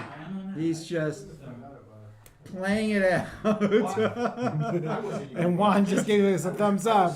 Okay. It's a bloodbath out there, folks. Yeah, it's a bloodbath out there. Man. Bishop F3 check. And he can All resign right. with confidence. It's ew. Oh man. It's not over until it's over, but it's really over here. Okay, so Oh, let's man. move on. Okay. Eric Lee wins, and Eric Lee had 3 points. He's going to be at 4 points, and he's going to be one of the front runners after this round. Let's Okay. see Patrick Wolf now in a very complex game with Carla Heredia. Let's go back. I want to take it move by move. This is After, this is okay. So let's see. One pair of rooks got let's see. Okay. we're on move 20, move 23, rookie 1. Well, yeah, I know, but you have this. And not only that, Knight F5, Bishop F2, G6, King G1. this, not now. Trade a pair. After knight F4 and after queen here, when taking here, I can't take back because the rook will be off the board and this pawn fall. So, I mean, just, in retrospect, I think. And then white took the pawn on C4. Okay. I'm not sure why black played C4 if it was necessary. Okay, so white's going to play maybe B3 and bishop D3 or something And just like consolidate his position. that. Yeah, and then try to push black back. So black's taking a little bit of a black plays C4, Play there and then there and then there. and now rook C8. I can't. And this is a simple tactic that's leaving white a pawn ahead. Maybe. And this way I might be able to defend almost. Queen here, I have to. Queen C2. Very interesting. Black is really pressing. We got a result. I'm hitting this pawn now. We have. Amazing. Patrick Wolf is. It's official. Eric Lee has his 4 points. Okay, Eric Lee won. We didn't know. But what's going on here with Patrick Wolf has got to prove something here.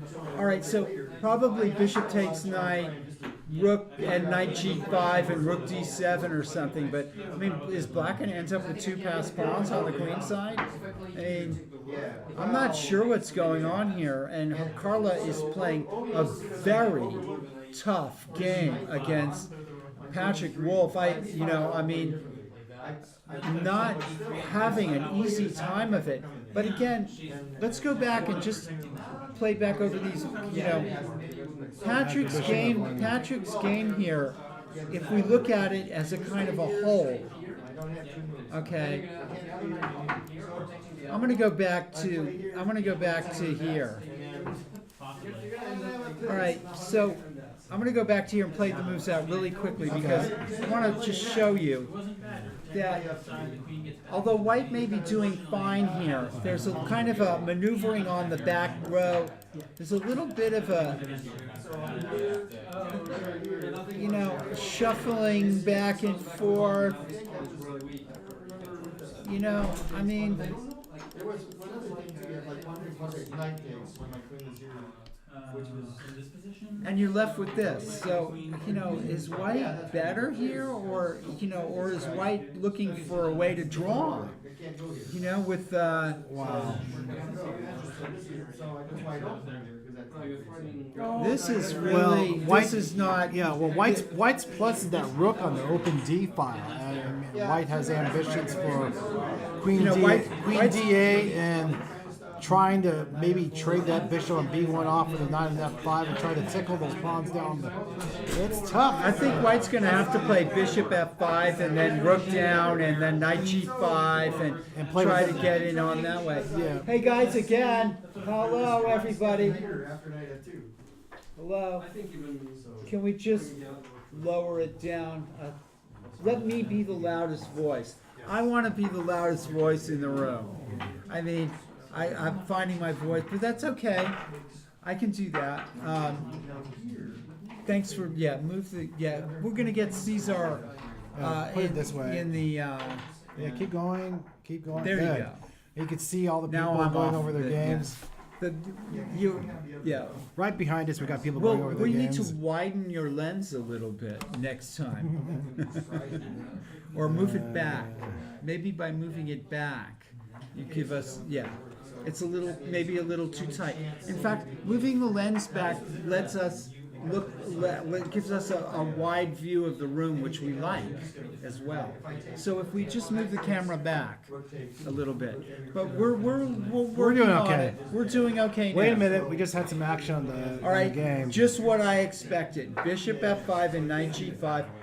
Now this can go either way. It's going to be a 2 result, either a draw It's- or win for white, or, well, or it could go flip the other way. There's 3 results possible. You know, I mean, there's a drawing mechanism with white here. You know, black has to be careful about maybe not driving. Wait, c4. I like this. That's good. Yeah. Hey, push that passer. Push the passer. Pass pawns must be pushed. So rook d8 and rook d7 or rook d7 right away. You know. Does white have enough tempi to enforce the draw, or is black's pass c pawn going to win the day? This is scary. I mean, somebody, Manispaldi says he wishes we could use another room, but you I know think what? we're okay with this I'm not room. convinced. I like adding it loud. character. I like it loud. I like it. You know, we're in the mechanics. I can control this mob back here. It shows the flavor of the club. That's what's good about it. So that pass pawn c4. I mean, if I was putting money in Vegas on this game, I'd put a few bucks on black. Okay, you called it. All right. I'm just saying. All right. There's a lot of great games going on. Here. Oh, whoa! Here we go. He called All right. check. Check, king g7, Rook d7, and then possibly check. Yeah, I mean, can black escape the checks and get that passer going, or is white just going to bail out with rook c8? Rook c8 is not a bailout. Rook b5. Rook it's showing. b5. Yeah, exactly. So You know? so maybe rook d7 and try to. I think white's going to play rook d7, which also eyes the a7 pawn if white ever gets it. But that c pawn's going to run. It's going to run. Oh man, it's going to run. Very, very exciting. And you know what?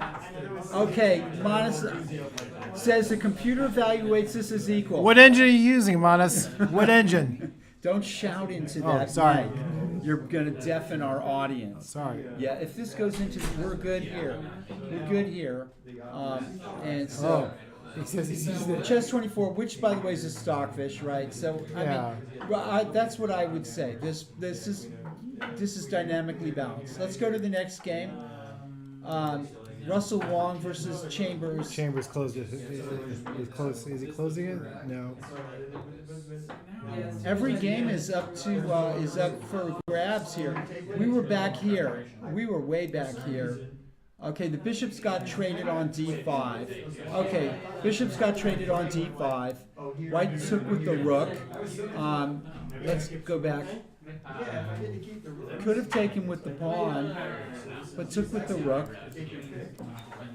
b6.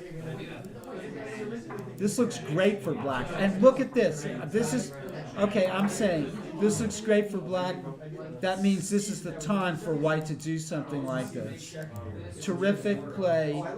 Black, interestingly enough, black gives up the piece right away and remains 2 pawns down. Wow. This is so... I'm finding a lot hard to understand here. Wow. It's going for the attack. Going for it. Counter-attack. Beautiful game. I'm really liking this game. I am Wow. really liking this game here, folks. What a terrific Wow. move! This is an incredible game. What a shot. That's Ezra. Wait a minute, King couldn't have gone to G2. No. He blundered in the end. And there he is, Ezra Chambers. Come on, Ezra. Hey, what's Well, what up? happened after Come that? on, Ezra. Tell us what happened. Here. It's complete winning for black. Queen Wow. G2, G4. King. Ladies and gentlemen, This FIDE is Master a Ezra brilliant- Chambers. He's going to tell us how he won this Okay, wait a game. minute. I'm gonna tell I you. want to say that this Don't is listen to half of what I say. okay. This is the game of the rounds. The undeserved, completely undeserved. Undeserved. Victory. Chambers says this is a FIDE Master Criminal how I played. Ezra Chambers. Should revoke Juan, my can you FIDE show me Master how to put his? Oh, Here he no. is. Yeah, I just blundered. I think I played pretty well. Okay, But I you're have- the master of the Chevanenko structure, so you know way more about this structure than I do. No, this was a terrific. I was Horrific. full of admiration for the way that you guys are playing at the end of this game.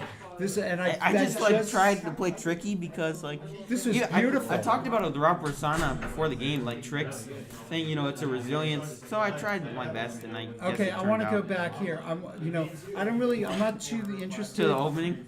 Uh, I played it like I wanna really go- stupidly as I well. wa- Yeah, F4 just blundered bishop d6 because you can ask the g6 square. F4 Okay. is stupid. Because his idea is 93, so I thought F4 just prevents it, but I just missed that all of a sudden he has g6. Like his queen. All right, so what's the right move here?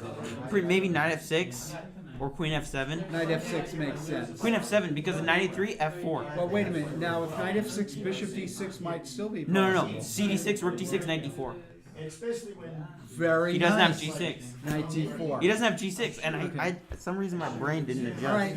I don't Okay. know why. No, I'm not but thinking but right. what happened here was just a flurry of moves. It was beautiful. Thank you. On both sides. You both are. I want to give you both incredible credit. Yeah, all here. my games against Russell have been interesting. This all of is them. a beautiful. First of all, this shot, bishop d6. Yeah, I just blundered it. I was like, Okay, so a great shot. yeah. Okay, takes, and Russell's now the first guy who beat me when I first played a long game at the mechanics. if one of the knights goes to b8, then rook queen g6. Queen check. g6, queen h6, rook g6. Okay. I think so. I'm not. I didn't even I just said okay, knight f6 is the best chance. I don't think it works. FIDE Master Ezra Chambers. Even rook g6 might win. Yeah. Okay. It just looks All horrible. right. So this was knight f6. On the other hand, let's look at Two black's pawns. 2 pawns. On the other hand, we know what crappy 2 pawns those are, right? Right. You can pretend. I can that- pretend for a You while. can pretend that I can you pretend. did this on purpose. I can pretend. I'm very good at and that. actually, now that's, I guess, yeah, you don't want white. But wait, I think actually, can we go back further in the game? My first, I think, inaccuracy was queen e7. I think queen e8 was much better. I want to. Oh yeah, okay, yeah. I want Let's, to go. let's We see have this, other yeah. games. Yeah, let's sorry, see yeah. this. No. Sorry, yeah. If we have time. We'll, Okay, yeah. so yeah, this stuff makes a lot. Okay, so what's the purpose? Let's go to this one. Yeah, I think he could have just taken on b6 actually, because I don't have any double attacks. If I go queen d7, he can go I don't know, knight White e1. wants to plug the hole on the d file. Yeah. With the and is Yeah, getting no more back paranoid. rank threats. Getting paranoid. Yeah, that there's gonna be some back rank threat. So I just played Like queen a3. psychologically. Like it's if Yeah, rook queen e6, a3. queen a3. Maybe? Yeah, but it's not really that big. I think he just goes h3. I don't know. Maybe I have queen a1 or rook d1. There. Black has practical chances. I didn't think I thought I had some, but I thought objectively they shouldn't work. Yeah, so stopping knight d3 pretty much.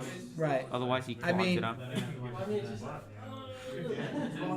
Yeah, I should not have won that game. I should not have This won. is an unclear position to me.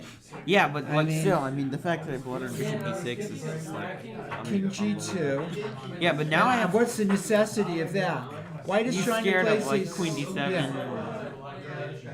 Because even endgames aren't that clear. If I win the knight, he gets my queen side or something. Right. I think he's winning in those endgames, but I guess he didn't. It's scary because I have a knight and I have these advanced pawns. Yeah. By the way, instead of e3, there was another move, queen b7, Queen b7. but then rook e6. King F7, Rook E5.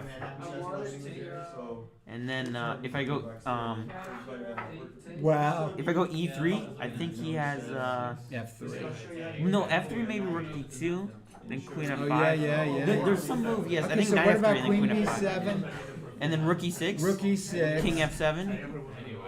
King F7, Rook Rook E5. E5, E3. Knight F3, I think.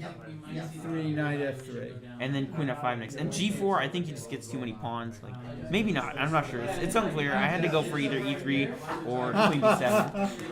I wasn't sure. I thought E3 was more complicated than Queen B7. Okay. Because I'm threatening Queen B7. Queen FE3, B7 Queen is a B7 wins. threat. All right. Yeah, this is I think only move or best move. I can still go like G4 or Queen B7 here, but I think he gets a lot of pawns. I wasn't 100% sure. It's totally yeah. So here, Now you know yeah, this is it's probably a this mistake is- F2. I don't know. This looks like Black's getting what he wants. You know, he's opening up the game and Yeah. subjecting White to a dangerous attack. This is the best move though. It's the only move is Rook 94. D4. Now we get a flurry of beautiful shots. Well, he's threatening Knight F5, Knight E6, Rook yeah. E6, Queen Rook F5. D4. Only move. Okay. Well, only move. CD4. Queen D7. So if D5, then I have Queen H3, and it's a draw. I think after Queen D7, D5. So now, if White plays D5, Then Queen H3, King F2, Queen H2, and it's a draw. I think I have to force perpetual. really, I think I have to force perpetual. I'm not sure, but you don't have time to play F takes G3 because of Rook maybe, C7 yeah. check. yeah. Well, I can't move my knight because of G6 Yeah, and square. you can't move. But to I just thought like King F8. I had Rook like less than C7. 10 minutes here. I thought it's draw. That's like my brain concluded Yeah, that. yeah. Maybe it's not, but I don't know. Okay. I mean, I'd rather be black. Let's see than what I'd happened rather here. show, Rook F6. but- Yeah, this is the best move I think to play for win. Incredible. King F6. Yeah, this is a good move. Thing is, okay, so Queen E4. All right. if I thought Well, okay, so maybe actually King F2 is King better. F2, Queen D4, check. King G2. And then we're He's a looking pawn at up. maybe yeah. But you know, maybe it's a draw. I don't know. It's better than it was before. I thought for me, maybe not because King F2 is the right move, folks. Well, I'm not 100% sure Yeah, it's a but yeah. because after the variation he played in the game, he had a move like he blundered, but like if he goes Right, look here at he has to this go beautiful shot. King F2, So King F2 is forced. and then Queen H2, Queen G2, Fg3, King F1. And he has queenside pawns. I'm not sure. I was thinking like I go so it takes I go You look like you Queen might be in H4. trouble. yeah, exactly. That's what I thought. I Yeah, thought, yeah. but in Queen H4, my king is so active, and I'm not a pawn down. Yeah. It's no, hard for him to move maybe his queen. maybe not. That's It's totally unclear. all right. So the line we're looking at now. but he is- just like was shocked at Queen H3, and then just kind of like less than 30 seconds played King didn't H3. even analyze it. Like he was like looking like at his notes to see if it was even possible because he just didn't see it, and then Right. I think he just blundered So the F2 pawn if to the King queen. F2, let's look at this. Queen H2, Queen Queen G2, G2, FG3, FG3, King F1. King F1, Queen H4. Yeah, and then like D5, but my king goes to E5 No, or something. yeah, Black's got to have. I'm not sure. Yeah, It's no, I unclear, think you've got. Yeah. You've got that. Because like if he can make a pass queenside pawn, then it's a totally different story. Right. Like if he can go C5, but D4 is hanging. Okay, so what I'm not happened, sure. folks, was White played King H3, F1 Queen, and now if Queen G2, G4 check wins. King G4, H5, and Queen King H3. G4, H5, King H5, Queen H3 mate. Yeah. We can't show that on the board. We don't have the capability. So it's a learning moment for you folks out at home. Don't play We like cannot I did in the play early that game. out on the board. Manas, Palti. We are teaching how to calculate 3 moves ahead. That's all. Sorry. Yeah, pretty much. Because that's all we can do. You know. Do you want to look at earlier in the game or? Let's take a. much? Well, let's stay here with me. Okay. We'll look Keep at going. and let's roll around to some of these other games. Yeah, actually, I was it's shocked. good to I think have- Patrick Wilson. Whoa, let's get your commentary, Okay, Ezra. hold on. Let's quickly go to Vila Winslow. We haven't looked at this in a long time. I just want to see what's Oh happening. yeah, black should be pretty. I don't know what he's doing though. Like, what? Wait, what? Why didn't he Yeah. take on F3? I'm not sure, but this is happening. Yeah. I don't know why. All right, yeah, okay. No, black's just winning. 2 pawns, right? 3 pawns? No. I think we can see you got kind of a white, just not really. It's playing like a computer, giving up a pawn to make the game last a little longer. That's what the computers do. Okay. Mate in 6 is better than mate in 5. Let's go back to board 1. We want to go back. This is a game This was a weird opening. Like, I didn't even. This is a game I did not understand. It's a draw now, huh? Looks like a draw. Yeah, it's a draw. What? G3, F4 just trades all the pawns. I think. I mean, it was a weird one. Probably some preparation by Andy Lee or something. King C3, G3. I mean, black is close to winning if he's not actually winning. I don't think that does trade. Oh, you don't think? No, but F4 and H4, right? F4 and then. And then if like F6 or something, he can. Maybe the king can go to F. Jeez. I'm not sure. Yeah, This maybe is it's not a draw. really- I don't know. I just thought first thing came to my mind. So G3, F6, F4. How does like King C2, FE5 in the H4, and G4 maybe? Yeah, I'm not sure. Maybe it's. I mean, white can for sure blunder. Like, I'm not sure. I think it's. But if it's white's move, if white can keep the opposition, it's going to be a draw because he can even keep him out by playing King E2, right? And then if King C3, King E3, And then King D4, King D2, like this. King D4, King D2, as long as he can keep the opposition in that He's not position. But you have to calculate it to the end. Why did he trade rooks? I don't think F4 is going to make any difference in But that like, equation. the draw was much easier before trading rooks, I think. There's moves in this game I do not understand, Yeah. and I'll show you. Well, look going at my all game. the way back. It's way worse. No, this is. I want to show you the first moments that there were many moves Was here this that like, I what did- the heck? Yeah, I could not understand it. The first move that I really had trouble understanding. There was a flurry of tactics here. There was a flurry of tactics, which ended up being kind of Trades. equal. Now, why doesn't white play rook takes c6? What did he play? Simplest move in the world. What did he Instead, I think white played one of the worst moves, which was to play bishop f2. What? Which He wants to go queen c2, but like it's too slow. but no, first of all, it gives up a pawn for nothing. It deprives your king of a move out. Yeah, that's and it that's not- exposes you on the d file. Yeah, rook takes c6. It's just I think horrible. was just a better. Okay. Wait, why didn't he take on a4 as well? Well, that's true too. Why didn't black take on a4? Yeah. So there's a bunch of moves. Okay, so this happened. Now white's groveling for a draw all of a sudden. Well, Tenzing sometimes does that. Like he kind of dares you to He's play lost for a an pawn. advantage. You've lost a pawn, and now you're playing like this. And now, okay, so now black suddenly loses the pawn back, Yeah. and we get this. In these positions, like king mean, safety this- is number one, and it doesn't really look like black can effectively attack his king. But like even here, like just keeping the rooks on the board, like bring the king to e3. All right. And why would he trade rooks? Like why? Yeah, that also. There's no reason way to for play black rook d2 to, like- unless you're positive it's a draw. You know, Yeah. play your rook over to the queen side, and then Maybe he's like worried about c5 and like the. I mean, I don't know. It's easy to see ghosts in these positions. Like the c pawn comes and the king runs in, but like play rook c3. hard to- How about rook c3? That looks like a good move, maybe. yeah, And then play rook b3 and rook yeah. b7. Rook c3 and then you just keep the king out. Yeah. No, just rook back to c2, like rook c3, rook b1, rook c2 or something. Or play rook b3 and rook b7. You know, get an active rook going. Right. This oh is yeah, just that's so also true. Yeah, bizarre. it's gone 7th. That's, Yeah. Yeah. So I mean, is this unless you've calculated? Wait, why did he? Yeah, okay, b4. Unless you've Yeah, calculated. right. It's weird that he played b3 and then b4. I don't really get that. Black won this game. I don't know why he played b3 and then b4. Black won this game, and this is just Which game? this game. Oh, really? Wow. You resigned here? He resigned after h5. F4, h4 maybe. Do we have chess 24? No. Can we look at chess 24 on It this? takes g5. No, it Go to doesn't. chess 24 because I want to see. The engine. Yeah. Yeah. And you can also analyze on chess 24. Yeah, we'll go to chess 24. Like you can play through variations. But we can't do that on the board. Oh, But okay, okay, so I get it. H4, GH, GH, F6, and black has the extra tempo. Is that right? Wait, no. So F4, H4, but you can also just take on G5, right? Well, let's see. H4, GH, GH, F6. Oh, with white. Okay, yeah. H4, Alright. GH, GH, F6, F4. Wow, black's completely winning. Unbelievable. H4, GH4.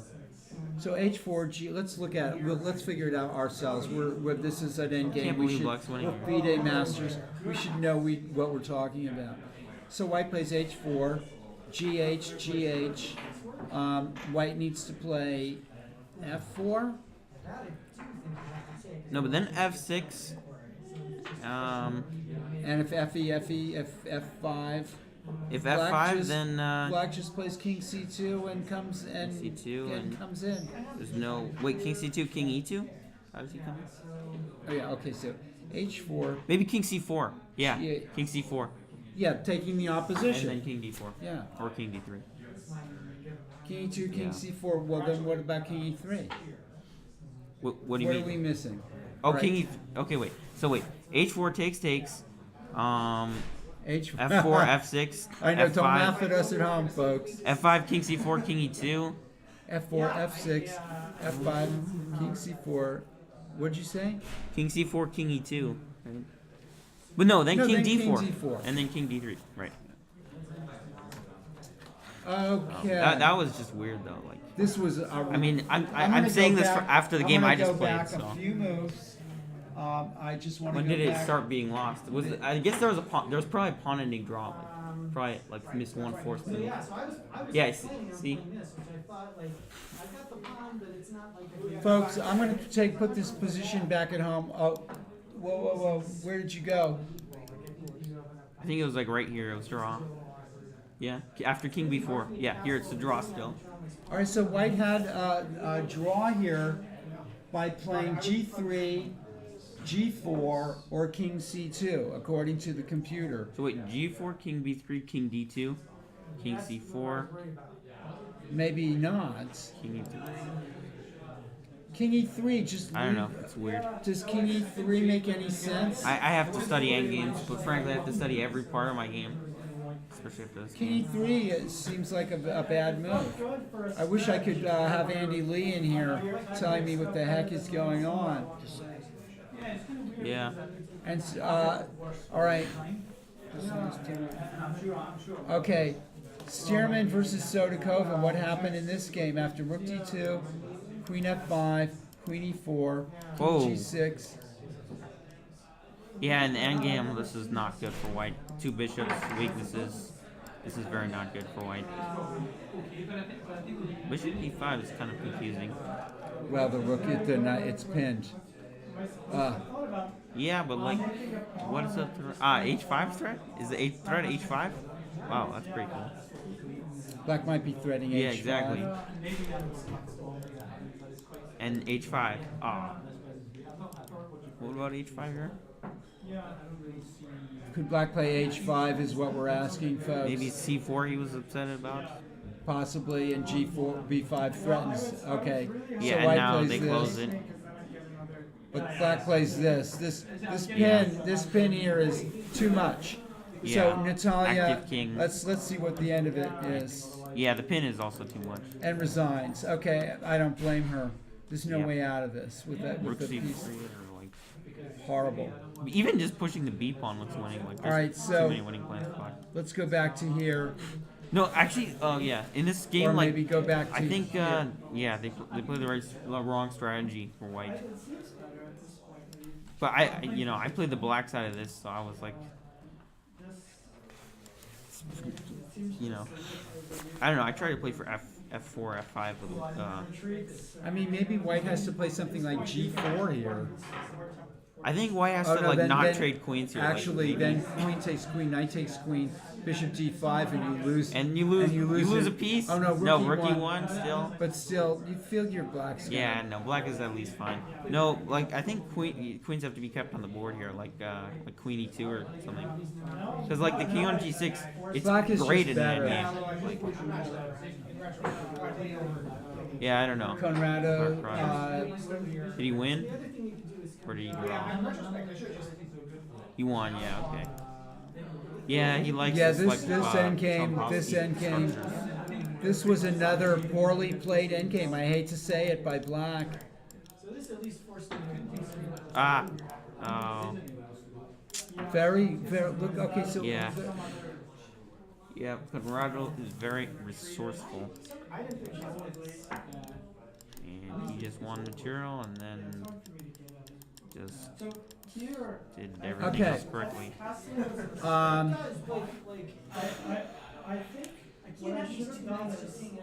I think that both Adrian Kondakov and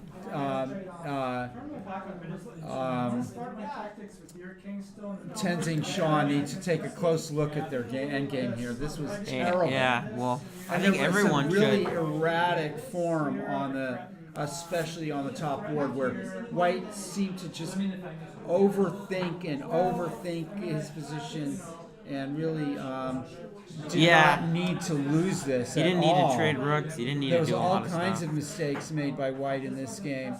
I really failed to understand. I actually really deserved to lose my game. I was completely And lost. Natalia just the wrong strategy, like you said. 2 bishops for 2 knights. And like a That's space advantage and weaknesses. This is not a good endgame. Yeah. And active king for black also, like, you know, king on f5. This game was a beautiful, well, just a, Black fell way behind in development and got crushed. Yep. Let's go to the most interesting you game. won?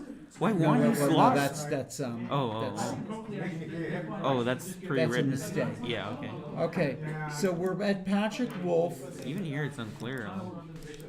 Yeah. Carla Heredia. No, this was given as a draw by the machine. By the apparently. I think it was winning for black earlier though. Even though like he kind of outplayed her in the opening. Oh, we're still playing. C2 has been played. Wow, Black is there a playing draw? for the win. Rook f7, king g8, or king g6. Okay, wait. What is going on, folks? It's a draw by perpetual check on the F file. It's just a draw Really? on the F file. Oh wow. Yeah. That's pretty nice. That's nice. Yeah, it's a simple draw on the F file. Okay. That's nice.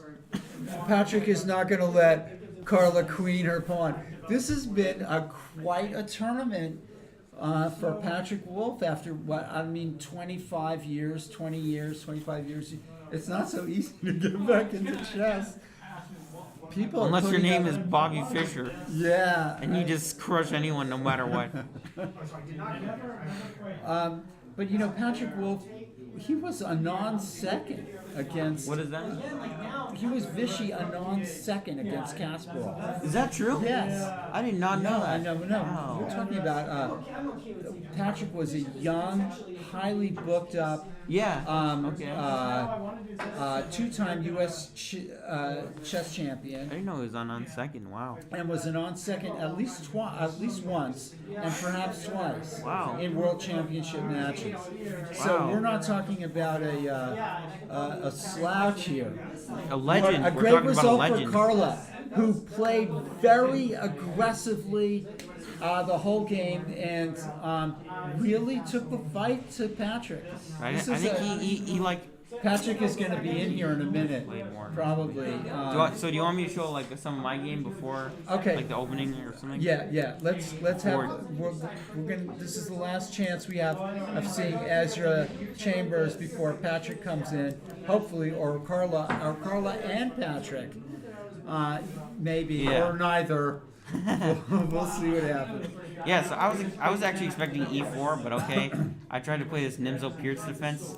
Okay. So it's basically trying to get a King's Indian without the theory. How many points do you have now? I don't know, 3.5 I think or something. 3.5 out of. I think That's so, good in I'm this not sure. for these players. Yeah, well, yeah. Yeah, so here I don't know, I tried to play something just different. I probably should have played Bishop E7, Bishop B4 I don't know about. All right. Well, it's out of book, but it's probably booked somewhere. All right, go on. But I don't know about A3, this seems provocative. It's not a mistake I don't think, but like it's like asking for it. I would take with the B pawn instead. Yeah, B pawn makes sense. Takes, and then castles. Yeah, so here, Elliot, how did you do? yeah. Patrick draw. Carla and Patrick drew. Is one of them going to come in here? Okay. So yeah, you're And like congratulations, Elliot. A hearty handshake. you're like the master of this structure, reverse colors, the Rosslimo. So Yeah, I mean, white should probably play what, knight G2 and E4 at the Yeah. earliest possible, and try to bring the and knight to then D5. knight to E3. Yeah. Yeah, I but mean, like yeah, this is Elliot. Would you want to sit down, Elliot? yeah. Sit down here. You're fine. We're gonna kick you out of here anyway in a minute. I just want to show like a couple points, like Alright. so yeah, A4 I think is a mistake because I think this helps black this inclusion. No, white just put his pieces on random squares. But like This here, didn't make this any is just sense. imprecise. I should go Queen E8 because after Queen E7, Knight H4, I can't go F5. Okay. So I went Queen F6, and the idea was to play G5, Right. and then after here F5. I think E4 is best. Then I play F5. Okay. Takes Yeah, bishop yeah. takes, and bishop comes to E4. Okay. But yeah, he played this. No, I mean, I think CD5. Like the reason I took here is because CD5 then his rooks don't make sense on this D right. file. I mean, And then I just blundered. yeah, F4 is an interesting mistake. Interesting. Yeah. Terrible move.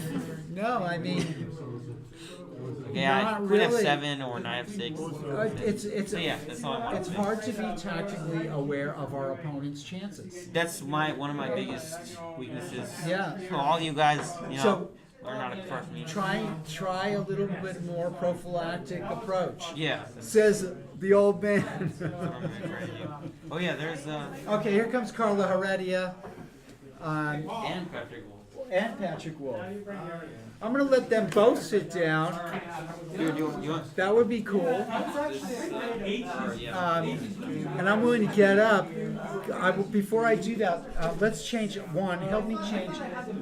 Patrick, are you gonna sit down? Can you change the names to Carla and You're gonna change our name. Carla and Patrick? The name's on the board. Yes, that would be great. Reverse Leningrad, right?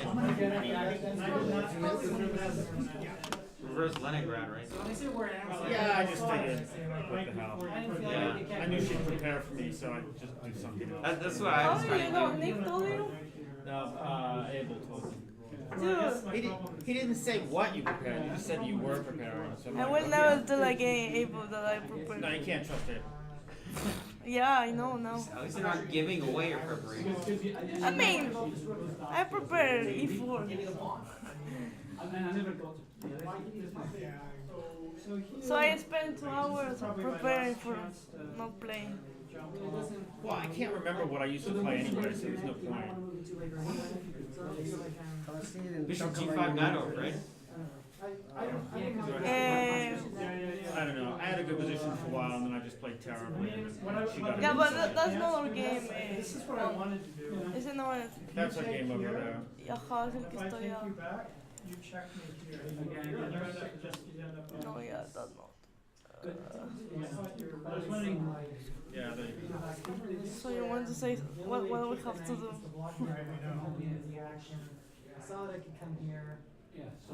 I guess after C4. Yeah, well, at some point, I obviously just stopped having any ideas. Here, I think. Yeah, Queenie, yeah, I just played pretty poorly somewhere around here. I think I should be better. I don't think it's amazing. I just think I should have Yeah, I mean, I guess normal move, rook D1, right? Are you going to see it or not? I'm gonna go in a few minutes, but, all right, how do we go back? How we go back? Okay, the moves are here. The moves are here on this board right here. Ah, yeah, okay. Okay. and No. then you can see. Right now, Patrick, you're cut off. You're the headless Patrick Wolf. No, but Unless you sit down. we are in different game. Paul. Oh, okay. So there's a drop-down menu. Oh, Sorry. yeah, that terrible game. This We is are drop-down menu right here. Okay, and now you can click. You can go all the way to the so you beginning. can use this one or no? I'm not sure. You can try. Yeah. There you go. So I prepare against you. Yeah, sure. I mean, I think I should have an Why advantage, didn't, right? well, why didn't you play e4? Like, So, is that like bishop a6, e5? I thought. No, you cannot do it so quickly. It doesn't work for No, I just I play bishop a6 or something. e5. I don't know how good any of this is, but whatever. I thought I should have a pretty good position here. Not amazing, but just pretty good. Maybe e5 is too soon, actually. No, because otherwise I play e5. I'm not worried about it. But there's like I'll go knight d5. What takes e5? I don't know. I'm sorry. I'm too tired. I can't. Rook d2, h5. This is good. Yeah, maybe this. I feel like probably e5 is too soon. Actually, maybe I should just go rook d2. Just untangle my pieces. So you're not afraid of e5 trying to close everything? I'll go knight d5. Ah, okay, you get no. So rook d2, rook d8. I guess is the move. Sure. Yeah. I have to try to change Yeah. You know. because I have less space. No, that's fair. Yes. And you know, maybe it's actually nothing. I don't know. h5. I thought this was good. I didn't like a4 for me. I think it was a good move. Yeah, knight a4 was not a good move because I cannot take on b2 because queen c3 after knight c4. Yeah, I don't know. Like I felt like I should have an edge here, but I didn't prove it. That's for sure. So I think my next several moves were just bad. I think I just didn't have any plan. I think knight h6, f5, g6 I liked. I think you played that well.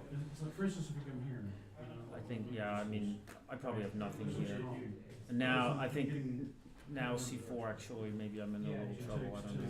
Yeah, I think after I like my position. After finally the knight is doing something. In Yeah, no, I haven't done anything with my pieces. Why should I have a good game?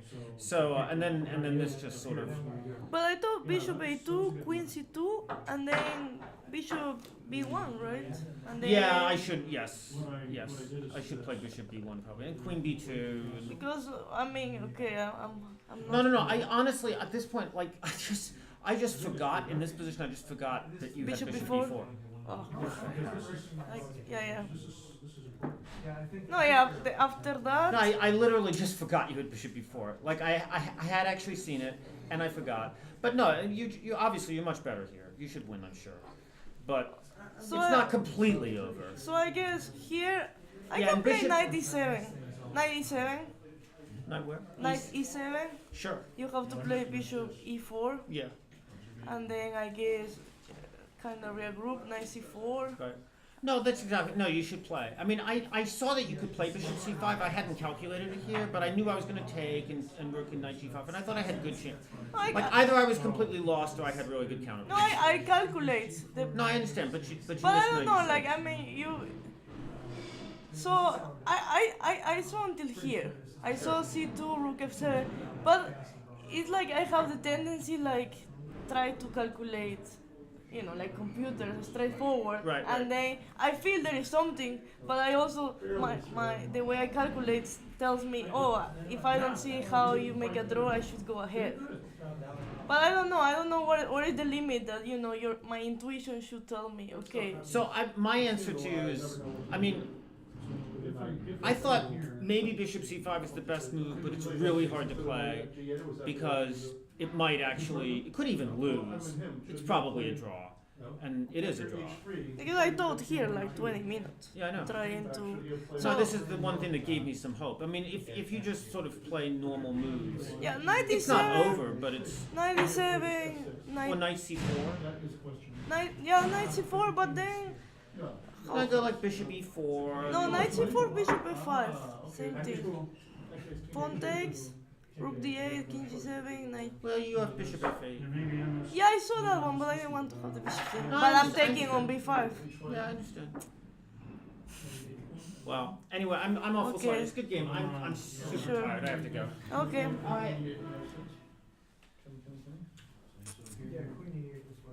So eventually it was a draw by perpetual. Here, yeah, check. Okay, my friends, I hope another day to win against the Grandmaster. Today was close, but not enough. Thanks for watching. I don't know where is Paul. Okay, let's see other games. Maybe I can tell something. Let's see how is the first board. Okay.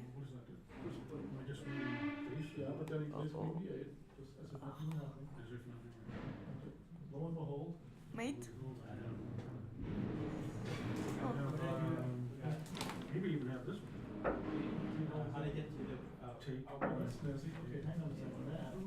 Oh, I see the commentaries. Hello, Robert. Oh, I see the commentaries now.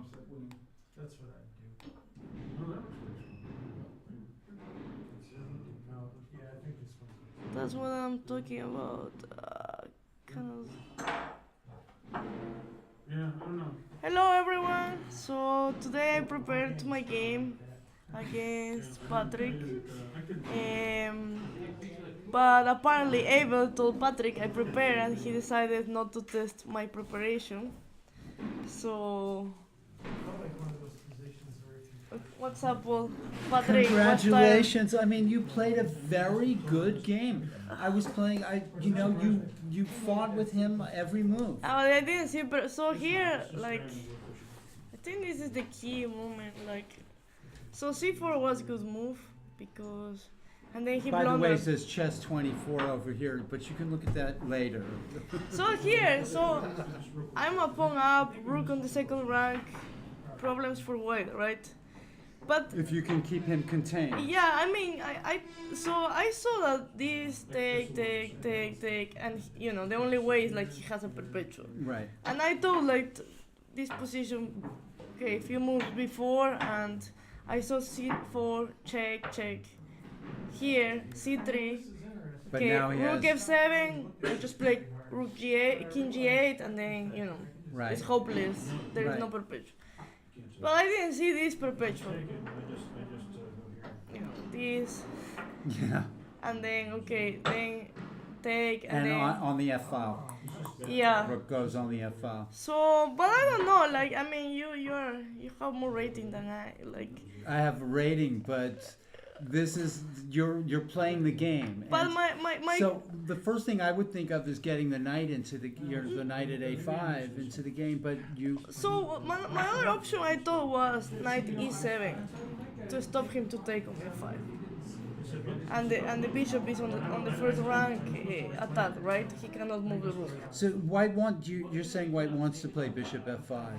I play bishop c5 because of course I didn't see the perpetual. My calculation didn't go until the perpetual. It went to rook f7. But my other option was knight e7, so bishop e4, and then knight c4. But where are these knights going? See, Are you also, trying to take on b5? also another option was knight c4, take, g takes, rook d8, and then play bishop f8, and I'm threatening the pawn on. But he can play, I don't know, knight d4 maybe, and how I'm going to take. I have a bishop ping. Yeah. So I'm not sure. I think Maybe white has enough to I don't to know. keep the game. What about to if? keep the game. Because of course he's looking for it. Maybe here in this moment the move is. I already have. No, I don't have. I have 6 against 6. So maybe here the move is. I don't know. Nice. King f8. Here. Yeah, no, maybe. No. But then rook. I don't know what's the move. Or what about? Both players have good rooks, but bad all their other pieces What are about bad. bishop c5 right away, instead of taking on b2? Bishop c5 he has to take. Bishop c5, rook c5, and now he doesn't get a tempo with bishop b1 threatening my rook. How he's going to defend b5?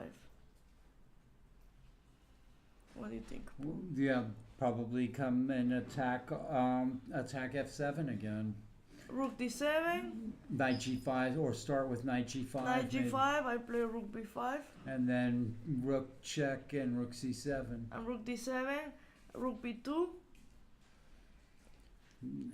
Because now I have a knight. I don't know. But he has a bishop at a2, so Yeah, rook f7 yeah, check and bishop e6. I don't know. Yeah. Oh, yeah, I know. Let's I don't know. yeah. I'm not sure how to win. My other idea was knight b3 and maybe, trying to play knight d2. Knight b3, bishop a5, g takes, and then the same thing. I don't know, for computers everything is easy, for humans Yeah, not. everything is equal for the is equal too. I don't know. Well, he played well to draw. Yeah, You. yeah, So- yeah. He said he didn't saw the perpetual from here, but that was his only option. Otherwise, I Right. just have a pass pawn, And which I winning, saw, right. and I mean I needed one more tempo to win. Yeah. So, okay, now I know that rook on f7, knight on e6, and pawn on e5. And then you get a perpetual. on the f file. Yeah, and also if I don't have the pawn, I think I can escape. Right. But I have the right, pawn. Right. Yeah. Okay. Congratulations, though, on you fought the whole game. You played you played him to a standstill. I mean, really, you did. His opening was passive, and you were black. You played actively. You contained. You avoided the worst. At times you played when you played knight g4, knight 8 with h5 and knight H5 was h6. good. That was a very good plan. It was better than playing the knight into d5, which Yeah. gave white the choice to play knight d5 or knight e4. In other words, Oh. there were crucial moments when you made the right decisions. I think Yeah, I to think- keep the game. I think- to keep the game. A good advice for the people that is watching. I mean, I'm not super Okay, grandmaster. I want to ask you one question. Why not knight c4, bishop b5? Because Okay. knight a5 was better. Knight b5 take, knight c4. What's wrong with knight c4? Rook e2, and I cannot take on b2 because queen c3, and the knight is trapped. Okay. And I realized only here that knight c4, that was my idea, doesn't work. Queen c3, and if knight a4, then queen a3 or Yeah, queen b3. b3. What a crazy trap! Very interesting. And he saw it very quick, and Right. I'm like, oh, so there must be something, and then I realized, but it's good, the people that are watching us, Because I didn't People- see queen c3 myself.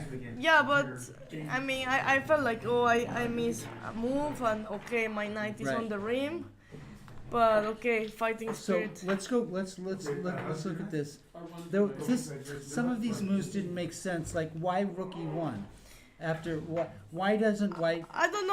I think he was like something like if I take on d2 queen d2 knight c4 maybe I don't know move the queen and he is afraid of knight e3. Yeah, I would have played just rook d1. You know. Or start to play the only plan, which is to play f5 for white. So start with h3 and bishop f2 Or and maybe just play against the knight a5. Maybe b I don't know if b3. It's just rook e1. Yeah, he started to play, and then king g1 also is not good because at some point I knew I could play c4 and bishop c5, and one of my plans is to trade the bishop pair that he has. So what about knight d2? Maybe white could try knight d2. Yeah, knight d2 was another option, and then maybe I can play. Rook d8 or Yeah, rook d8. I was going to fight for the file. Okay. Everybody's leaving? Ah, Okay. no, I told you. No, I don't have to leave.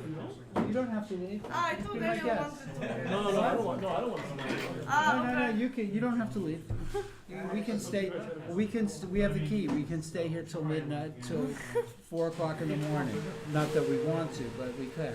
So now, yeah, now he's in trouble because c4 and I'm taking on b5 for free.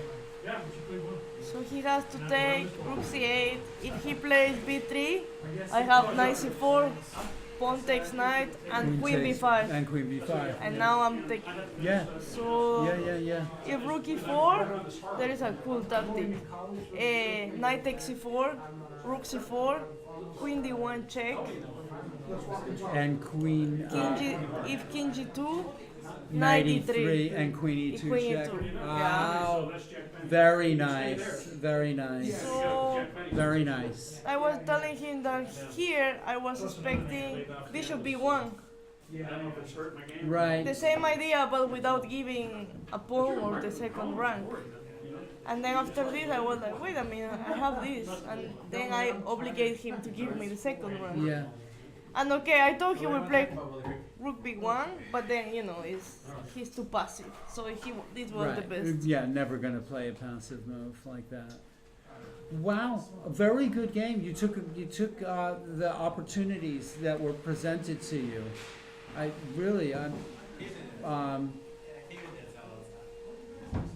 Maybe if you want to look for the places where you might have missed a win, you can look at this with, of course, with Stockfish. But maybe it was much earlier. I don't know, here. Some different plan, maybe, or something. Yeah, I'm not prepared to play against the Beards. I don't know, it's like weird scheme. I have to check the opening. But I knew that sometimes when you develop your bishop, Right. normally I get out the bishop. Right. Sometimes I have played a couple So of blitz what when they he's play doing- d3, e4. He's playing a reversed Dutch? reverse Dutch, the system that was played in his previous game. Ah, okay. Right? I forgot to look the PGN Yeah. actually. I was prepared against e4. Right. But then he said he didn't play it because Abel told him I prepared. So I will never tell again Abel that I'm preparing. Well, yeah, that's funny. That's funny. But Our chess director was cheating. But the thing is funny because, of course, I know Patrick is not, training or playing continuously, right? No, not at But all. I don't know. It's sometimes, normally GMs sometimes they don't change what they play because they are playing someone that is less rating. I think he might be making a mistake on changing. He's very worried about his openings preparation now. But I mean, I've played him some blitz here, and he knows a lot. He still knows a lot. He plays old lines maybe, but so do I. But still, he was a non-second against Kasparov. Oh wow! I was playing a celebrity. He knows. he knows a lot. Yeah, of yeah, stuff for about sure he chess. knows. I prepare. We have to get out of this room. Okay. All right. We're here so late, enjoying ourselves so much that the janitor has to kick us out. Okay. But we've been here for a long time. We're here with. I'm not Patrick Wolf. I'm Paul White, FFID Master Paul Whitehead. The game is over. The big result was this very badly played game by Tenzin Shaw. So now there is just two persons with 4 points, right? No, well, Andy Lee has 4 points. And so Shaw also.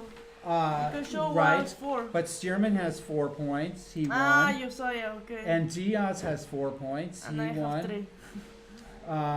Then Eric, Johan. And Eric Lee has 4 points.